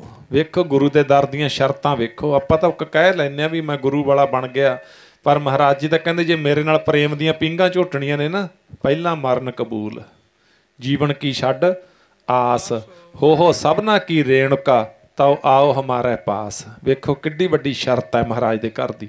ਅਸੀਂ ਤਾਂ ਦੂਰੋਂ ਦੂਰੋਂ ਗੁਰੂ ਨੂੰ ਸਮਝਣ ਨੂੰ ਫਿਰਦੇ ਹਾਂ, ਇਉਂ ਗੁਰੂ ਕਿਸੇ ਦੇ ਸਮਝ 'ਚ ਨਹੀਂ ਆਇਆ। ਗੁਰੂ ਉਦੋਂ ਸਮਝ ਵਿੱਚ ਆਉਂਦਾ ਜਦੋਂ ਉੱਥੋਂ ਦੀਆਂ ਜਿਹੜੀਆਂ ਸ਼ਰਤਾਂ ਨੇ ਨਾ ਗੁਰੂ ਦੇ ਦਰ ਦੀਆਂ, ਉਹਨਾਂ ਨੂੰ ਆਪਾਂ ਮੰਨਣਾ ਕਰੀਏ। ਜੋ ਤੋ ਪ੍ਰੇਮ ਖੇਲਣ ਕਾ ਚਾਓ, ਸਿਰ ਧਰ ਤਲੀ ਗਲੀ ਮੇਰੀ ਆਓ, ਇਤ ਮਾਰਗ ਪੈਰ ਧਰੀਜੈ, ਸਿਰ ਦੀਜੈ ਕਾਣ ਨਾ ਕੀਜੈ। ਪਿੱਛੇ ਨਾ ਫਿਰ ਹਟੀ, ਇਹ ਰਸਤਾ ਹੈ, ਇਹ ਮਾਰਗ ਹੈ। ਬਾਬਾ ਜੀਆਂ ਨੇ ਉਹ ਸਾਧ ਸੰਗਤ ਪੂਰਾ ਕਰਕੇ ਵਿਖਾਇਆ। ਸੀਸ ਚੁੱਕ ਲਿਆ, ਤੇ ਜਦੋਂ ਸੀਸ ਚੁੱਕ ਕੇ ਨਾ, ਇਤਿਹਾਸ ਕਹਿੰਦਾ ਹੈ, ਅੱਜ ਤਾਂ ਸ਼ੰਕੇ ਕਰੀ ਜਾਂਦੇ ਨੇ ਲੋਕ, ਨਹੀਂ ਕਰਨੇ ਨਹੀਂ ਚਾਹੀਦੇ, ਸ਼ੰਕੇ ਨਹੀਂ ਕਰਨੇ ਚਾਹੀਦੇ, ਕਿਉਂਕਿ ਬਹੁਤ ਸਾਰੇ ਕਹਿੰਦੇ ਨਹੀਂ ਜੀ ਸੀਸ ਨਹੀਂ ਕੱਟਿਆ ਸੀ, ਗਰਦਨ ਨੂੰ ਬਾਹਰ ਵੱਜ ਗਿਆ ਸੀ, ਤੇ ਫਿਰ ਪਿਆਰ ਵਾਲੇ ਜਦੋਂ ਗਰਦਨ ਨੂੰ ਬਾਰ ਵੱਜ ਜਾਵੇ ਜਦੋਂ, ਤੇ ਫਿਰ ਕੋਈ ਜੰਗ ਲੜ ਲੂਗਾ। ਗਰਦਨ ਇੱਕ ਇਹੋ ਜਿਹੀ ਚੀਜ਼ ਹੈ, ਇਹਦੇ ਤੇ ਜੇ ਥੋੜ੍ਹਾ ਬਹੁਤਾ ਵੀ ਕੋਈ ਬਾਰ ਹੋ ਜਾਵੇ ਤੇ ਬੰਦਾ ਲੜ ਨਹੀਂ ਸਕਦਾ। ਉੱਧਰੋਂ ਦੂਜੀ ਗੱਲ 75 ਸਾਲ ਦੀ ਉਮਰ ਤੇ 18 ਸੇਰ ਦਾ ਖੰਡਾ ਕੋਲੇ ਹੋਵੇ, ਤੇ ਉਹ ਤਾਂ ਉਸ ਤਰ੍ਹਾਂ ਵੀ ਫਿਰ ਸ਼ੰਕਾ ਖੜਾ ਹੁੰਦਾ ਵੀ 75 ਸਾਲ ਦੇ ਬੰਦੇ ਨੂੰ ਜੰਗ ਲੜਾ ਕੇ ਦਿਖਾਊ ਕੋਈ। ਹਾਂ, ਉਹ ਭਗਤੀ ਤੇ ਸ਼ਕਤੀ ਦੇ ਪ੍ਰਤੀਕ ਯੋਧੇ ਨੇ ਤੇ ਕਰਕੇ ਵਿਖਾਇਆ ਸਾਰਾ ਕੁਛ, ਐਵੇਂ ਨਹੀਂ ਗੱਲਾਂ ਕੀਤੀਆਂ। ਤੇ ਜਦੋਂ ਬਾਬਾ ਦੀਪ ਹੈਰਾਨ ਹੈ ਸੰਸਾਰ, ਪੂਰਾ ਸੰਸਾਰ ਹੈਰਾਨ ਹੈ ਵੀ ਕਿਵੇਂ ਹੋ ਗਿਆ। ਹਾਂ, ਹੁੰਦਾ ਇਹ ਸਭ ਕੁਝ। ਬਾਬਾ ਦੀਪ ਸਿੰਘ ਨੇ ਫਿਰ ਜਦੋਂ ਸੀਸ ਖੱਬੇ ਹੱਥ ਦੀ ਤਲੀ ਤੇ ਰੱਖਿਆ, ਸੱਜੇ ਨਾਲ ਖੰਡਾ ਕਹਿੰਦੇ ਪਹਿਲਾਂ ਨਾਲੋਂ ਵੀ ਤੇਜ਼ ਵਾਹੁਣ ਲੱਗ ਗਏ। ਇੱਕੋ ਇੱਕ ਵਾਰ ਦੇ ਵਿੱਚ ਕਈਆਂ ਨੂੰ ਧਰਤੀ ਤੇ ਸਿੱਟ ਦਿੰਦੇ ਨੇ। ਦੁਸ਼ਮਣ ਘਬਰਾ ਗਿਆ, ਕਹਿੰਦੇ ਇਹਨਾਂ ਨੂੰ ਕੋਈ ਜਿੱਤ ਸਕਦਾ? ਠੀਕ ਹੈ, ਕਹਿੰਦੇ ਉਸ ਤਰ੍ਹਾਂ ਬੰਦਾ ਠੀਕ ਠਾਕ ਹੋਵੇ, ਲੜਾਈ ਕਰੇ, ਆਪਾਂ ਮੰਨ ਜੀਏ। ਜਿਹੜਾ ਤਲੀ ਤੇ ਸੀਸ ਧਰ ਕੇ ਲੜਦਾ ਹੁੰਦਾ ਉਹ ਭੱਜ ਲੋ, ਕੀ ਪਤਾ ਕੀ ਕਰਨਗੇ। ਉਹ ਅੱਗੇ ਭੱਜ ਲਏ। ਅੱਗੇ ਫੇਰ ਜਹਾਨ ਖਾਂ ਖੜਾ, ਕਹਿੰਦਾ ਕੀ ਗੱਲ ਤੁਸੀਂ ਭੱਜੇ ਆਉਂਦੇ ਹੋ? ਕਹਿੰਦੇ ਜੀ ਅਸੀਂ ਨਹੀਂ ਲੜਨਾ, ਚੱਕੋ ਆਪਦੇ ਹਥਿਆਰ। ਕਹਿੰਦੇ ਕਿਉਂ? ਕਹਿੰਦੇ ਤੂੰ ਵੇਖ ਲੈ ਜਾ ਕੇ, ਤੂੰ ਵੇਖ ਲੈ ਜਾ ਕੇ। ਕੀ ਕਿਹਾ ਉਹਨਾਂ ਦੀ ਫੌਜ ਨੇ, ਸੁਣਿਓ? ਕਹਿੰਦੇ ਅਸੀਂ ਤਾਂ ਅੱਖਾਂ ਨਾਲ ਵੇਖ ਆਏ, ਤੂੰ ਜਾ ਕੇ ਵੇਖ ਲੈ। ਆਉਂਦਾ ਬਿਨਾਂ ਸੀਸ ਤੋਂ ਲੜਦਾ, ਸਾਥੋਂ ਲੜਿਆ ਨਹੀਂ ਜਾਂਦਾ। ਆਉਂਦਾ ਬਿਨਾਂ ਸੀਸ ਤੋਂ ਲੜਦਾ, ਸਾਥੋਂ ਲੜਿਆ ਨਹੀਂ ਜਾਂਦਾ। ਬਿਨਾਂ ਸੀਸ ਤੋਂ ਲੜਦਾ, ਸਾਥੋਂ ਲੜਿਆ ਨਹੀਂ ਜਾਂਦਾ। ਬਿਨਾਂ ਸੀਸ ਤੋਂ ਲੜਦਾ, ਸਾਥੋਂ ਲੜਿਆ ਨਹੀਂ ਜਾਂਦਾ। ਬਿਨਾਂ ਸੀਸ ਤੋਂ ਲੜਦਾ, ਸਾਥੋਂ ਲੜਿਆ ਨਹੀਂ ਜਾਂਦਾ। ਬਿਨਾਂ ਸੀਸ ਤੋਂ ਲੜਦਾ, ਸਾਥੋਂ ਲੜਿਆ ਨਹੀਂ ਜਾਂਦਾ। ਆਉਂਦਾ ਬਿਨਾਂ ਸੀਸ ਤੋਂ ਲੜਦਾ, ਸਾਥੋਂ ਲੜਿਆ ਨਹੀਂ ਜਾਂਦਾ। ਆਉਂਦਾ ਬਿਨਾਂ ਸੀਸ ਤੋਂ ਲੜਦਾ, ਸਾਥੋਂ ਲੜਿਆ ਨਹੀਂ ਜਾਂਦਾ। ਬਿਨਾਂ ਸੀਸ ਤੋਂ ਲੜਦਾ, ਸਾਥੋਂ ਲੜਿਆ ਨਹੀਂ ਜਾਂਦਾ। ਬਿਨਾਂ ਸੀਸ ਤੋਂ ਲੜਦਾ, ਸਾਥੋਂ ਲੜਿਆ ਨਹੀਂ ਜਾਂਦਾ। ਬਿਨਾਂ ਸੀਸ ਤੋਂ ਲੜਦਾ, ਸਾਥੋਂ ਲੜਿਆ ਨਹੀਂ ਜਾਂਦਾ। ਬਿਨਾਂ ਸੀਸ ਤੋਂ ਲੜਦਾ, ਸਾਥੋਂ ਲੜਿਆ ਨਹੀਂ ਜਾਂਦਾ। ਕੋਲੇ 18 ਸੇਰ ਦਾ ਖੰਡਾ, ਅੱਗੇ ਖੜਿਆ ਨਹੀਂ ਜਾਂਦਾ। 18 ਸੇਰ ਦਾ ਖੰਡਾ, ਅੱਗੇ ਖੜਿਆ ਨਹੀਂ ਜਾਂਦਾ। ਕੋਲੇ 18 ਸੇਰ ਦਾ ਖੰਡਾ, ਅੱਗੇ ਖੜਿਆ ਨਹੀਂ ਜਾਂਦਾ। 18 ਸੇਰ ਦਾ ਖੰਡਾ, ਅੱਗੇ ਖੜਿਆ ਨਹੀਂ ਜਾਂਦਾ। ਕੋਲੇ 18 ਸੇਰ ਦਾ ਖੰਡਾ, ਅੱਗੇ ਖੜਿਆ ਨਹੀਂ ਜਾਂਦਾ। 18 ਸੇਰ ਦਾ ਖੰਡਾ, ਅੱਗੇ ਖੜਿਆ ਨਹੀਂ ਜਾਂਦਾ। ਕੋਲੇ 18 ਸੇਰ ਦਾ ਖੰਡਾ, ਅੱਗੇ ਖੜਿਆ ਨਹੀਂ ਜਾਂਦਾ। ਕੋਲੇ 18 ਸੇਰ ਦਾ ਖੰਡਾ, ਅੱਗੇ ਖੜਿਆ ਨਹੀਂ ਜਾਂਦਾ। ਕੋਲੇ 18 ਸੇਰ ਦਾ ਖੰਡਾ, ਅੱਗੇ ਖੜਿਆ ਨਹੀਂ ਜਾਂਦਾ। 18 ਸੇਰ ਦਾ ਖੰਡਾ, ਅੱਗੇ ਖੜਿਆ ਨਹੀਂ ਜਾਂਦਾ। ਉਹ ਕਹਿੰਦੇ ਵੇਖ ਲੈ ਜਾ ਕੇ, ਸੀਸ ਨਾਲ ਤਾਂ ਦੁਨੀਆ ਲੜਦੀ ਵੇਖੀ ਆ, ਬਿਨਾਂ ਸੀਸ ਤੋਂ ਵੱਢਦਾ ਤੁਰਿਆ ਆਉਂਦਾ। ਇਹਨਾਂ ਨੂੰ ਕੌਣ ਜਿੱਤ ਲੂਗਾ? 18 ਸੇਰ ਦਾ ਖੰਡਾ, ਕਹਿੰਦੇ ਧੜਾ ਧੜ ਗਲ ਵੱਢ ਕੇ ਸਿੱਟੀ ਜਾਂਦਾ। ਉਹ ਧੰਨ ਬਾਬਾ ਦੀਪ ਸਿੰਘ ਜੀ, ਧੰਨ ਬਾਬਾ ਦੀਪ ਸਿੰਘ ਜੀ। ਆਪਾਂ ਤਾਂ ਗੱਲਾਂ ਕਰਦੇ ਹਾਂ, ਜਿਨ੍ਹਾਂ ਤੇ ਬੀਤੀ ਹੁੰਦੀ ਹੈ ਪਤਾ ਉਹਨਾਂ ਨੂੰ ਹੁੰਦਾ ਕਿੱਡੀ ਕਮਾਈ ਹੋਣੀ ਹੈ, ਕਿੱਡੀਆਂ ਬਖਸ਼ਾਂ ਦੇ ਮਾਲਕ। ਤੇ ਪਿਆਰਿਓ, ਦੁਸ਼ਮਣ ਭੱਜ ਗਿਆ, ਬਾਬਾ ਜੀ ਦੀ ਜਿੱਤ ਹੋਈ। ਤੇ ਬਾਬਾ ਜੀ ਫਿਰ ਜਿਵੇਂ ਜਿਵੇਂ ਸਰੀਰ ਠੰਡਾ ਹੋਈ ਜਾਂਦਾ, ਸਰੀਰ ਦੇ ਵਿੱਚੋਂ ਬਲੱਡ ਨਿਕਲੀ ਜਾਂਦਾ, ਪਰਿਕਰਮਾ ਦੇ ਵਿੱਚ ਪਹੁੰਚ ਗਏ। ਪਰਿਕਰਮਾ ਦੇ ਵਿੱਚ ਆਰਾਮ ਨਾਲ ਸੀਸ ਨੂੰ ਰੱਖ ਕੇ ਗੁਰੂ ਰਾਮਦਾਸ ਮਹਾਰਾਜ ਦੇ ਹਰਿਮੰਦਰ ਸਾਹਿਬ ਨੂੰ ਮੱਥਾ ਟੇਕ ਦਿੱਤਾ। ਤੇ ਸਿੰਘਾਂ ਨੇ ਫਿਰ ਸਾਧ ਸੰਗਤ ਸਾਰਾ ਉੱਥੇ ਫਿਰ ਸਫਾਈ ਦਾ ਕੰਮ ਕਰਕੇ ਸਾਰਾ ਕੁਝ ਜਿਹੜੀ ਬੇਅਦਬੀ ਕੀਤੀ ਸੀ, ਦੁਸ਼ਮਣਾਂ ਨੂੰ ਸਜ਼ਾਵਾਂ ਦੇ ਕੇ, ਇਹ ਉਸ ਮਹਾਨ ਯੋਧੇ ਸੂਰਬੀਰ ਦੀ ਆਪਾਂ ਯਾਦ ਵਿੱਚ ਜੁੜੇ ਹਾਂ। ਤੇ ਆਪਾਂ ਨੂੰ ਉਹਨਾਂ ਦੇ ਜੀਵਨ ਦੇ ਵਿੱਚੋਂ ਸਿੱਖਿਆ ਲੈਣੀ ਚਾਹੀਦੀ ਹੈ, ਪ੍ਰੇਰਨਾ ਲੈਣੀ ਚਾਹੀਦੀ ਹੈ। ਜ਼ਿੰਦਗੀ ਦਾ ਕੋਈ ਔਗਣ, ਕੋਈ ਬੁਰਾਈ ਛੱਡੀਏ, ਪਰਨ ਕਰੀਏ, ਗੁਰੂ ਦੀ ਬਾਣੀ ਨਾਲ ਜੁੜੀਏ। ਉਹਨਾਂ ਨੇ ਗੁਰੂ ਦੀ ਬਾਣੀ ਨੂੰ ਗਾਇਆ, ਗੁਰੂ ਦੀ ਬਾਣੀ ਨੂੰ ਪੀਣਾ ਕੀਤਾ, ਅੰਮ੍ਰਿਤ ਪੀਤਾ ਗੁਰੂ ਦੀ ਬਾਣੀ ਦਾ। ਤੇ ਖੰਡੇ ਕੀ ਪਹਲ ਦਾ ਅੰਮ੍ਰਿਤ ਲੈ ਕੇ ਬਾਬਾ ਦੀਪ ਸਿੰਘ ਜੀ ਮਹਾਰਾਜ ਸਾਧ ਸੰਗਤ ਉਹਨਾਂ ਦੇ ਜਿਹੜੇ ਜ਼ਿੰਦਗੀ ਦੇ ਕਾਰਨਾਮੇ ਆਪਾਂ ਤਾਂ ਕੁਝ ਵੀ ਨਹੀਂ ਉਹਦੇ 'ਚੋਂ ਕਹਿ ਸਕੇ, ਥੋੜ੍ਹੀਆਂ ਜਿਹੀਆਂ ਸਾਂਝਾਂ ਆਪਾਂ ਨੇ ਪਾਈਆਂ ਨੇ। ਉਹਨਾਂ ਦਾ ਜੀਵਨ ਹੈ ਜਿਹੜਾ ਨਾ ਉਹ ਤਾਂ ਬਹੁਤ ਮਹਾਨ, ਉੱਚਾ ਤੇ ਸੁੱਚਾ, ਪਵਿੱਤਰ। ਸੋ ਆਓ ਅੱਜ ਆਪਾਂ ਬਹੁਤ ਭਾਗਾਂ ਵਾਲਾ ਪਰਿਵਾਰ, ਘੁੰਮਣ ਪਰਿਵਾਰ, ਅੱਜ ਸਵਰਗਵਾਸੀ ਸਰਦਾਰ ਰੂੜ ਸਿੰਘ ਜੀ, ਉਹਨਾਂ ਦਾ ਸਮੁੱਚਾ ਪਰਿਵਾਰ, ਬੀਬਾ ਪ੍ਰਕਾਸ਼ ਕੌਰ ਔਰ ਉਹਨਾਂ ਦੇ ਬੇਟੇ ਭਾਈ ਮਲਕੀਤ ਸਿੰਘ ਤੇ ਭਾਈ ਜਗਜੀਤ ਸਿੰਘ। ਇਹ ਬੱਚਾ ਬਹਿਰੀਨ ਦੇ ਵਿੱਚ ਰਹਿੰਦਾ ਹੈ। ਸਤਿਗੁਰੂ ਮਹਾਰਾਜ ਜੀ ਕਿਰਪਾ ਕਰਨ, ਦੇਸ਼ਾਂ ਵਿਦੇਸ਼ਾਂ ਦੇ ਵਿੱਚ ਇਸ ਪਰਿਵਾਰ ਦੇ ਸਿਰ ਤੇ ਮਿਹਰ ਭਰਿਆ ਹੱਥ ਰੱਖਣ, ਆਪਣੇ ਦਰੋਂ ਘਰੋਂ ਚਰਨਾਂ ਦਾ ਪਿਆਰ ਬਖਸ਼ਣ। ਇਸੇ ਤਰ੍ਹਾਂ ਮਹਾਰਾਜ ਇਸ ਪਰਿਵਾਰ ਤੋਂ ਆਪਣੀ ਸੇਵਾ ਲੈਂਦੇ ਰਹਿਣ। ਇਹ ਜਿਹੜਾ ਹੈਗਾ ਤੀਸਰਾ ਗੁਰਮਤਿ ਸਮਾਗਮ ਹੈ।